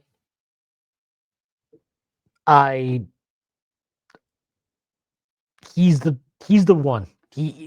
When I think Leon is going to make a move this year. If it's more of a major move, then I think it would be Josh Hart is one of the main pieces that would go out. Maybe it's Mitch though. It's possible it's Mitch. I just have a feeling it's that Josh is maybe a little bit more of a priority in some ways. I mean, what would that? I mean, I think Dylan Brooks is a guy I had my eye on, but the Suns are doing well. And Dylan Brooks for Josh Hart is like a similar archetype, but Dylan Brooks is just much better. I mean, who's even? Because I think we were talking about this in Strickland, and I think that Josh Hart's value is still pretty high. The coaches love him to a man. He's been a contributor in multiple playoff series. His 3-point shooting hasn't been bad. So if you look at the service level numbers for 26 minutes a game, he's I think like 9 points, 5 rebounds, 5 assists. They're still contributing. And it has the veteran presence, right? So I think his value will be high. I'm wondering because you would probably want, if you traded Josh, you'd probably want to get a wing back who can do the things that you want him to do more consistently. But I just don't know why another team would do that. Yeah, I mean, you're probably talking about attaching some of your draft capital to do it, right? That's kind of like how this stuff works. But Josh Hart's not bad. This is the thing. Josh Hart is not a bad player. Josh Hart's a good basketball player. So, I think he has value. I don't think he has no value. What teams would value him, how they value him, those are a little bit more up for interpretation. The good thing is, even though I think Josh Hart has actually, I don't fully believe that the output that he's putting up is indicative of how impactful he's been, but he is putting up pretty decent production so far this season. 9.7 points, 7 rebounds, 4.7 assists in 27 minutes per game so far. Coming off a year, he averaged 14, 9, and 5, right? And even 9 and 6. What? 14, 9, and 6. Yeah. So, like 6 touchdowns for Josh Allen, and maybe the worst 6 touchdown game ever. 2 weeks ago. No, I mean, I think the counting stats are still like, even last year he had the efficiency that was like 52%. This year it's like 57% true shooting. So, it's on the surface, if they want to trade him, I'm skeptical that he would have low trade value. I mean, just looking at his numbers, if you just look at like per 100 possessions, last year he was 18, 12 and a half, 8 across the board. So 18 points, 12 and a half assists, or 12 and a half rebounds, 8 assists. This year it's 17.3 points, 12 and a half rebounds, and 8.5 assists. Like, the production is pretty much, the raw individual production is pretty much still the same. So I don't know, like, their teams need different things at different points in time, right? So there could be a team that looks at Josh Hart and is like, well, maybe if we're going to get a pick out of this and we have to give up this player who maybe is better, but he's not really on our timeline, and maybe Josh isn't either, but he has an expiring contract next year, so we can get some picks in for him right now, and then maybe we can flip him again next year and get picks back, and kind of pay on both ends. Like, maybe there's a move like that out there for him. Maybe you need to find a third team to kind of make all this stuff happen. But yeah, like you said, and where I maintain is, despite, I think I would guess that Twitter, NBA Twitter, Knicks fans and stuff are probably lower on Josh Hart than the league. I think the league is probably pretty high on Josh Hart. Like, I think coaches love him. I think every coach would love him. It seems like he's a very well-liked player around the league, by his peers, which always counts for a lot. So yeah, I'm not as worried about what does Josh Hart have value as much as if the Knicks were to trade Josh Hart, what would you even like? What would they be? What would they want? Who would they want specifically? Because we know they're not trading him for just picks, right? That's not their goal. Their goal is to try and upgrade the roster and win a championship. So if you're trading Josh Hart, you need to get back a player who, forget if he's better than Josh Hart, but maybe that fits better than Josh Hart. And that's something that's a different conversation and it's a very specific one. But we know what they would want. We would want somebody who they think better gives them a chance to help them win a title. And you'd probably want another wing. Right. So maybe you get if you can get a Walker Kessler, that's one thing. But for the most part, I think they'd want a big. Though. What? Kessler's out for the year, though. I don't pay enough attention to Utah. Yeah. But if you get someone like that, right, that's one thing where you can say that the value for a big is better. But for the most part, they would want a wing, and I think those 1-to-1 position trades make it a little trickier, right? Yeah, for sure. So I don't know. It's interesting. I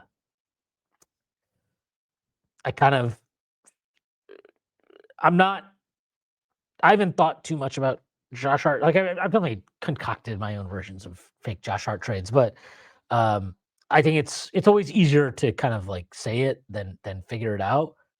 But as I've said, something about this season and with Josh Hart's contract situation and stuff, like I just feel like if they're going to make a move that's kind of a more headline grabber, he might be the kind of guy that goes out in that.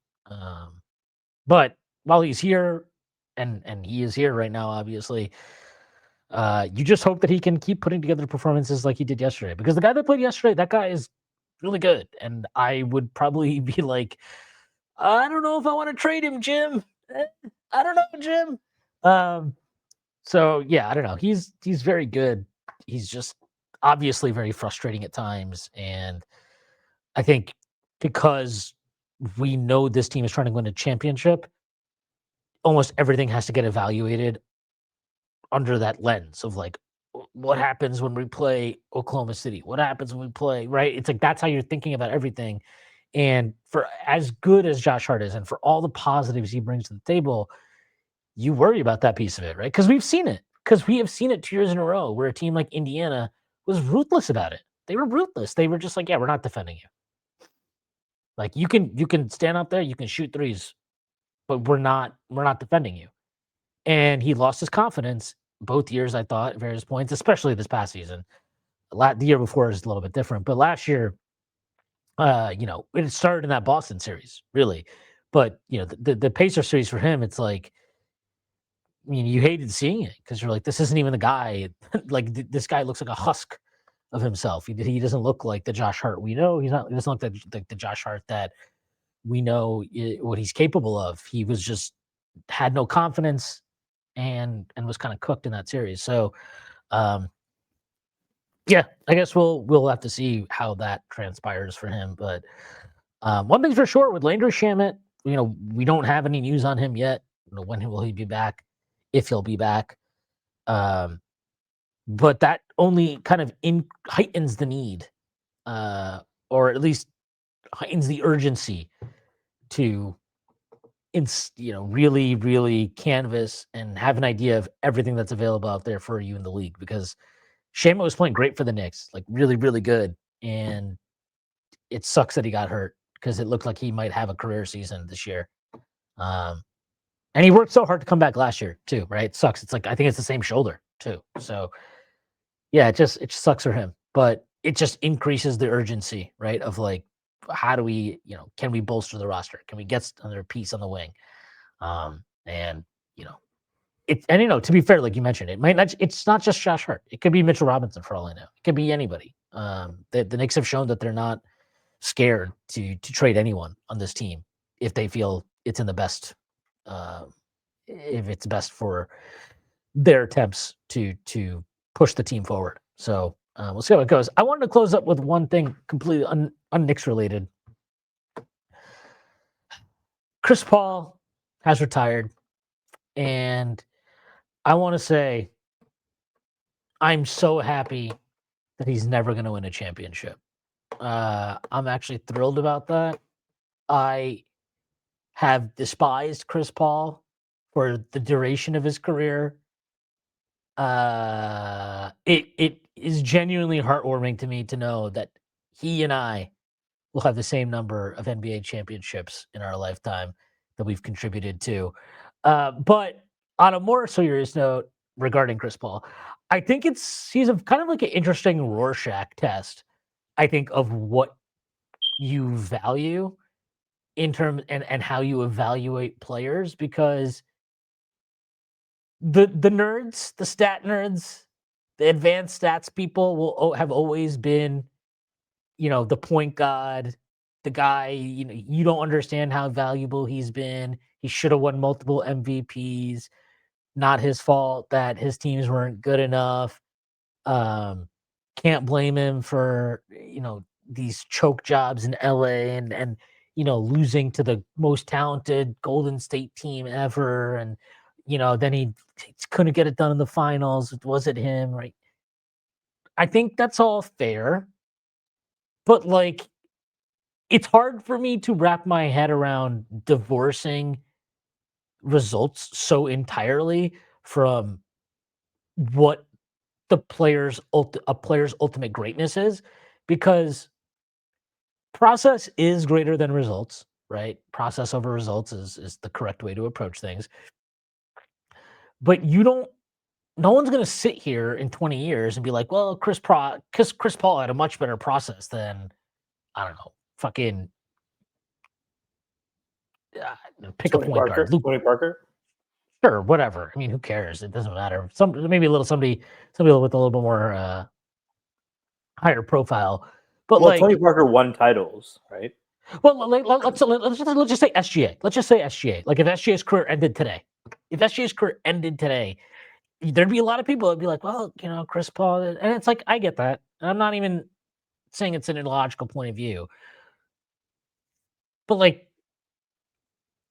to actually have done the things is part of it. Like that's actually part of greatness. It's part of your resume, the totality of your career. Chris Paul had a great career. Chris Paul will be a first ballot Hall of Famer. Chris Paul will deserve all of those things.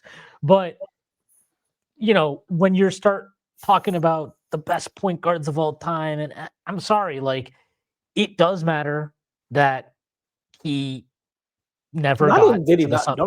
not only did he not win, he never got there. You look at all the other guards. Well, he got there with Phoenix. Okay, so that puts him on the level with like AI, Gary Payton. I think he's on the same level as somebody like Steve Nash. Steve Nash, great player. Who did not get there. Who did not get there. Great player, awesome player. I think there were like the year they lost, what was it? Was it 2005 when Robert Horry it was 2007, I think, right when Horry like clotheslined him and then they suspended Stoudemire and Diaw or whatever for game 5. He could have won a championship. And you could say the same thing with the Rockets missing 27. Right. Yeah. Like he could have won a championship. There's 100% of world where he could have won a championship, but he never did. And like, that's just where it lands. Like you can argue with me about what his peak was and everything. And it's like, yeah, whatever, like all these things can be true. But if you're so valuable and you're so far and away the best and he was better than Kobe the year Kobe won MVP and all this stuff. It's like, okay, if that's all true. Talking about Nash there's Nash, right? Yeah. Well, Nash was one, but Chris Paul, like one of the years, I think there were a lot of people that thought Chris Paul could have won MVP a couple of those years. And like, I don't think it diminishes him to be like great player, first ballot Hall of Famer, one of the best players of his generation, but ultimately is not the point guard. He's not the best point guard to ever live. He's not the best. Who is the best point guard to ever live? Stephen Curry. It's a Sparty, bro. You gotta admit it. No, it's not. But either way, he's not on the level of either of those guys, right? He's not Steph, he's not Magic Johnson. And like, there's always the interesting conversations are like ones between like, oh, is it Chris Paul or Isaiah Thomas? And it's like the advanced stats. And I actually think this is an interesting conversation. I'm not dismissing it. Like basically every metric is going to tell you Chris Paul is better. But then it's like, yeah, but Isaiah Thomas like actually went to he won 2 championships. He's the best player on 2 championship He teams. won 2 championships. He fucking beat the Lakers with a torn Achilles, I think, or was it a broken ankle? Well, no, that was the year they lost in 80. They lost, but they won the game. They won that game, and then they lost that game. He had like 21 points in the fourth quarter, and it's ridiculous. And like, look, I'm not a boomer, but it matters that guy was fucking tiny and going into the paint against different rules. Let's say, right? Obviously, there's different shortcomings now, but to me, that's like Isaiah. It's 2 titles, best player on the team, like a warrior who is way undersized. I'm going to ignore everything that happened, everything that comes up when you search for Isaiah Thomas and New York Knicks. Delete that from the memory because that would. I don't think that's even a case. I mean, let me name a few, and so let's name a few, and I want to see if you think what the case is. So Magic Johnson, and Steph, we both agree are better than Chris Paul, right? Obviously, yeah. Stockton didn't win, but he also lost twice in good series to the greatest player of all time. So I'll say yes. And there was only one shot. You're saying Paul is better than Stockton? No, I'll say that Stockton's better than Paul. Yeah, and Stockton was willing to take any shot besides one. Oh, come on. That one over your head? Come on, you know what that's a reference to. I know. GP, Peyton. We're talking about Isaiah. I'll take Chris Paul. Really? Yeah. Peyton's the same thing. He came close. I mean, he lost the greatest player of all time, locked him up in the finals. Yeah, but I think Chris Paul, if we're gonna be like, they ultimately got the same. They even lost. They both lost in 6 games in the finals. And then Gary Payton also. But John Stockton lost on buzzer beaters. Like Chris Paul's finals loss is a meme. No, but I'm talking about Gary Payton. Yeah, Gary Payton. They got blown out, but they lost in 6 games. Yeah, okay, that's fair. Yeah, and I think Chris Paul is just a way better offensive player than Gary Payton was. All right, Kid. Kid. Yeah, I would agree with that. I'm just way more well-rounded. Kuzi? Just a weird comp. You can NA that. Yeah, I can't. I don't want to say. I don't want to insult anybody who was big. Yeah, yeah. I don't want to insult anybody who was a huge appreciator of Bob Cousy growing up. So I'll just leave that one alone. All right, AI is an interesting one to me because he made a finals too. He took a game off Kobe and Shaq by himself, essentially by himself. He scored 48. That was the only team that won a single game off of that team. That is a 72-10 level team. The funniest thing with this is like I actually love, like generally speaking, Chris Paul is the type of player I would like. Right? He's like not super flashy. He's like overcome a lot in his career. Right? Like people don't remember Chris Paul before his like injuries. That dude was like a fucking hyper athlete, like getting up and dunking on people. But he's like adjusted his game and he's like technically sound and all of this stuff. And he's a really good defender, even though he's small. And AI is like very much not my guy. I loved Allen Iverson growing up. I will never say that because I didn't. I didn't hate him, but I was not like obsessed with Allen Iverson. But he's like, kind of like pretty inefficient, kind of just like, I don't fucking practice. Stop asking me about practice. Yeah, like he's like all these things I hate, but like, and even like I'm pretty sure every advanced metric will be like, this is a joke. Chris Paul is like 75 times better than Iverson. And yet I will just be like, yeah, I don't care. I'll take Iverson. I'm trying to think who else. Westbrook, I think you would take Paul over pretty clearly, right? Yeah, I would take Chris Paul over him, unfortunately. I mean, well, did Chris Paul win MVP? That is an interesting question at that No. point. I'm not. Let's just say Russell Westbrook is not. He's not my MVP. Not my MVP. This is not a point guard. Harden Harden. over Paul. I think I'd agree Yeah. with that. So like he's in this tier, I guess, with AI, but he's not one of the top. I think there's a pretty clear, to me, top 2 or 3, right? 4, I would say, right? I think there's a clear top 4. I think ultimately the thing is with Chris Paul is the issue. What I can't get to the point of like I'll give you. I wouldn't even put to me. He's not even in the same level as Dirk, right? Or Yeah. KG, and it's not because he has these blemishes in his career, right? It's not because like the fucking that 2014 Game 5 against OKC, which is like all-time final minute meltdown from Chris Paul. Like it's not that, right? It's not that he has that on his resume. It's not that they blew a 3-1 lead to the Rockets, and what was that? A 22-point lead going into the fourth quarter or whatever, and then you got gamed by fucking Corey Brewer and Josh Smith. Like, as embarrassing as it is, it's not that that's on his resume. Why I cannot put him up as like a top 20 guy all time or whatever. It's that there was no redemption arc. Like you didn't complete the redemption arc. Like you have to complete the redemption arc to get there. Like Dirk isn't where he is if he doesn't win in 2011, right? Because we'd just be like, well, 2006 was terrible. How could that happen? 2006 was terrible. They lose in the finals after being up 2-0. And then they followed it up the next year by going 67-15 and then losing to an 8 seed in the first round. Like that would be ultimately the biggest things on his resume. But guess what? Because he completed the redemption arc, because he won the championship, it does, like, it has to matter to do those things. How much should stories matter more than stats in sports? I think it should matter a lot. Like, it does matter. I'm sorry. Like, it does matter. Like, I know that you don't, but you will not like this. But like, this is No, why I agree Eli with Manning, you. I think it's a very interesting.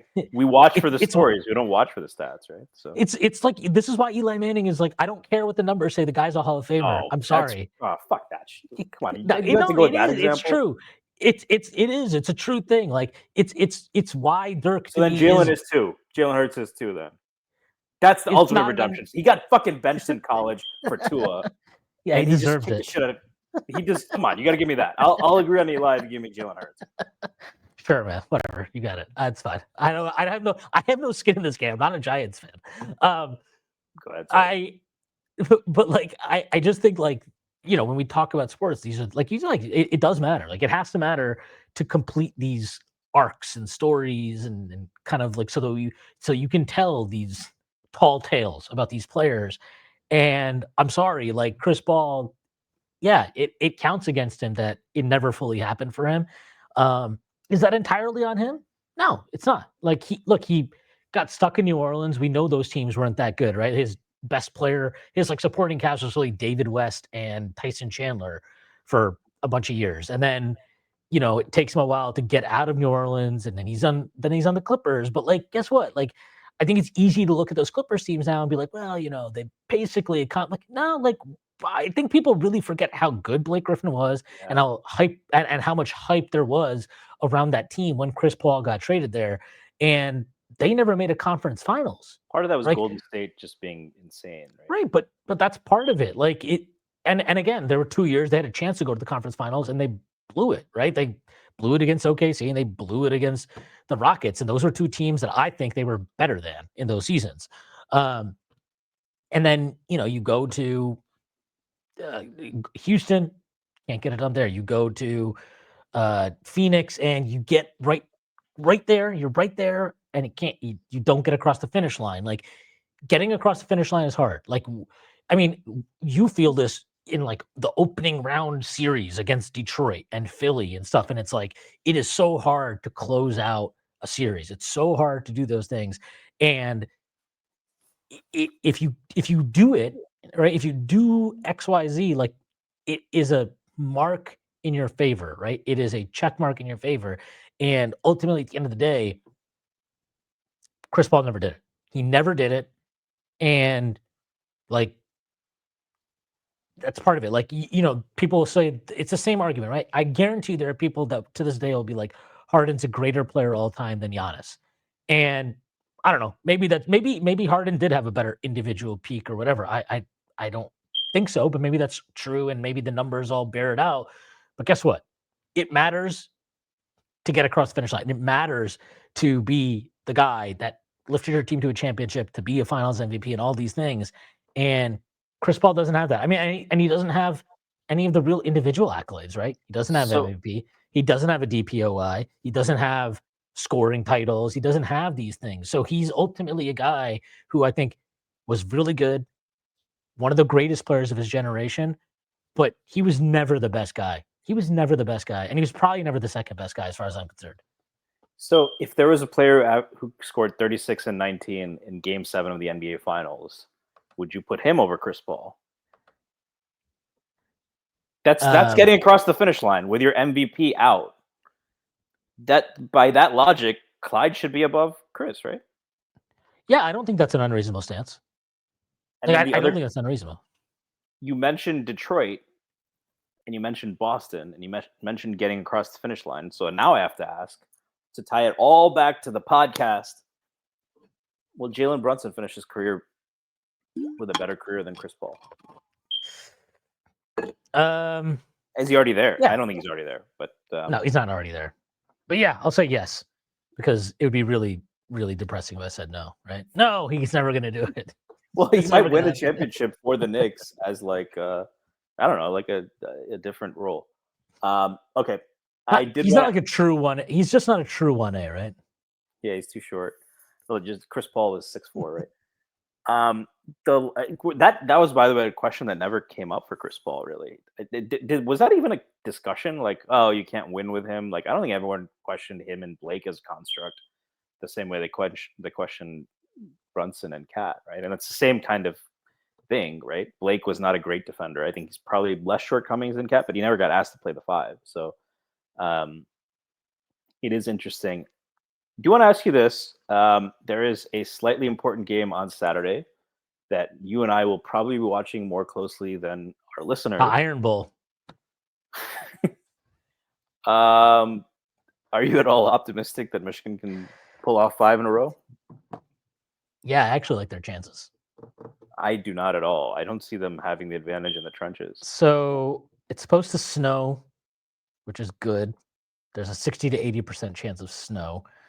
The spread on this thing is very, very interesting. I got to double check this, but shout out to FanDuel. FanDuel, they had this line open at 11.5 when the line opened on Saturday evening. It is now at 10.5.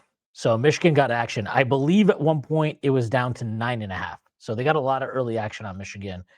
I'm pretty sure Carnell Tate's going to be out. I don't think he's playing. He's not played the last 3 weeks. I would be surprised if he plays. I do think Jeremiah Smith will play.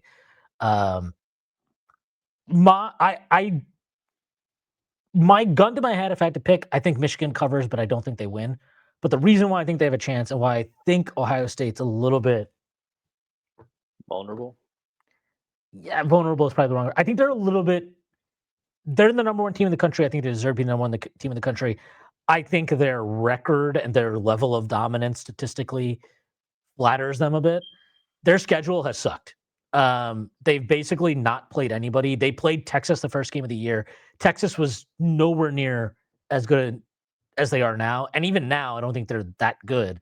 They're ranked Arch below Manning, Michigan, even in advanced Yeah. stats. So. Yeah, and Arch Manning was not, I mean, he was just like not ready for that level that soon in his career. So I think that was a really, really nice opening matchup for them. Wasn't Texas ranked 2 at the start of the year too? Am I wrong Texas about that? was 1 and Ohio State was 3. Oh, that's what it is. Right. So I never actually understood that, by the way. I was like, Ohio State just won the national championship and their team is stacked every year. Like, I think they probably deserve to be number 1. Anyway, that was a nice victory, but ultimately not as nice as it looked at the time. And then their only other win against a ranked opponent was Illinois, who is like maybe the fakest ranked team in the country. So Yeah, like and look, to be fair, Michigan is also somewhat of a paper tiger here. They Yeah, have they not played had any. two good teams and they got blown out. Yeah, they did not look good. The one kind of mark in their favor is I think they're not calling plays offensively anywhere near as conservative or as stupidly as they were in those two games anymore. Bryce Underwood's had his two best games of the season going into this game. This is obviously a different level. Ohio State has like four guys on their defense that are going to be first round picks. Um, but yeah, I mean, I feel pretty okay going into this game. I think the reason why I don't think Michigan can quite get the job done is they don't have that stud on their defensive line that they've had in this matchup the last 4 years, and they don't have the all-around team talent in lieu of that to make up for it. Because the first, when they won in 21, they had Hutchinson and Ojabo. When they won in 22, that team was just loaded. I mean, they were a loaded roster and they scored 45 points, which I don't think, and Ohio State's defense was terrible. So like that's not going to happen this year. 2023, Michigan won the national championship. They were the best team in college football. They They had had Graham, fucking, Grant. yeah, Like they had like 70 Penny. guys. They had like, how many guys went to the NFL? I think it's like 16, 17 guys in the NFL. And then last year they still had Grant and Mason Graham. So like, they don't have a guy like that. They don't have a single guy on defense at that level. Derek Moore's the But closest, but he's not Aiden. he's not at that level. Probably He's gonna go not at that second or level. third round. Yeah. So I like Michigan's chances. I think they're going to have a good opportunity. The weather should help. I think that will help dial down some of Ohio State's dynamism in the passing game. It's worth noting, I did not think Ohio State looked good last week against Rutgers. They actually looked pretty substandard to me. But they didn't have Carnell Tate or Jeremiah Smith, but maybe they won't have either in this game, although I suspect, again, that Jeremiah Smith will play and Carnell Tate will not. But yeah, that's my take on this game. Cool. No, I think I would agree with a lot. I think what's fascinating to me is what's helped Bryce is running a lot of RPOs. They often will option off the safety. Caleb Downs is one of the smartest players. So I would imagine they're going to try to option someone else. And I imagine Ohio State's going to try to get Caleb Downs. Like, if they can match up Caleb Downs reading Bryce Underwood, that's a great matchup for them. And so can Michigan take Caleb Downs out of the game? Can Ohio State get him involved, especially when it involves messing with a freshman quarterback? I think that edge goes to Ohio State, but if the Michigan can manage that, I'm a lot more optimistic. So cool. Yeah. We'll see how it goes. At least, you know what? Michigan won. I have a lot of questions about Sherrod Moore. I probably wouldn't keep him as the head coach, but he's going to be the head coach next year. They went 9-2. They're 9-2 going into this game. They have a chance at a 10-win really season. young team. It is a very young team. And freshman QBs are usually terrible. And their number one receiver is a true freshman. So, yeah, they are. This was a good year. All things considered, it's been a good year. So as long as they don't get completely fucking embarrassed on Saturday, I probably will be cool with the overall ending point of the season, even though losing to Ohio State always sucks. But, I haven't experienced that in 4 years. So hopefully it's another one. All right. That is our show for today. Stacy, anything you want to plug before we get out of here? Nothing to plug. You can find me at StacyPadden89 on Twitter. Cool. I have nothing to plug, so I'll just plug all the work at Strickland. Check it out. Check out the rundown that Sam and Tyrese did on Saturday. And that's all. All right. That is our show for today. Hopefully everybody has a great Thanksgiving. Hopefully everybody has a safe Thanksgiving. And hopefully everybody has a couple of Thanksgiving wins that the Knicks leave for them on Wednesday and Friday. All right. That is our show for today. Again, hope everybody has a great week, a great Thanksgiving. Enjoy your holiday, and I will see you on Friday. Peace.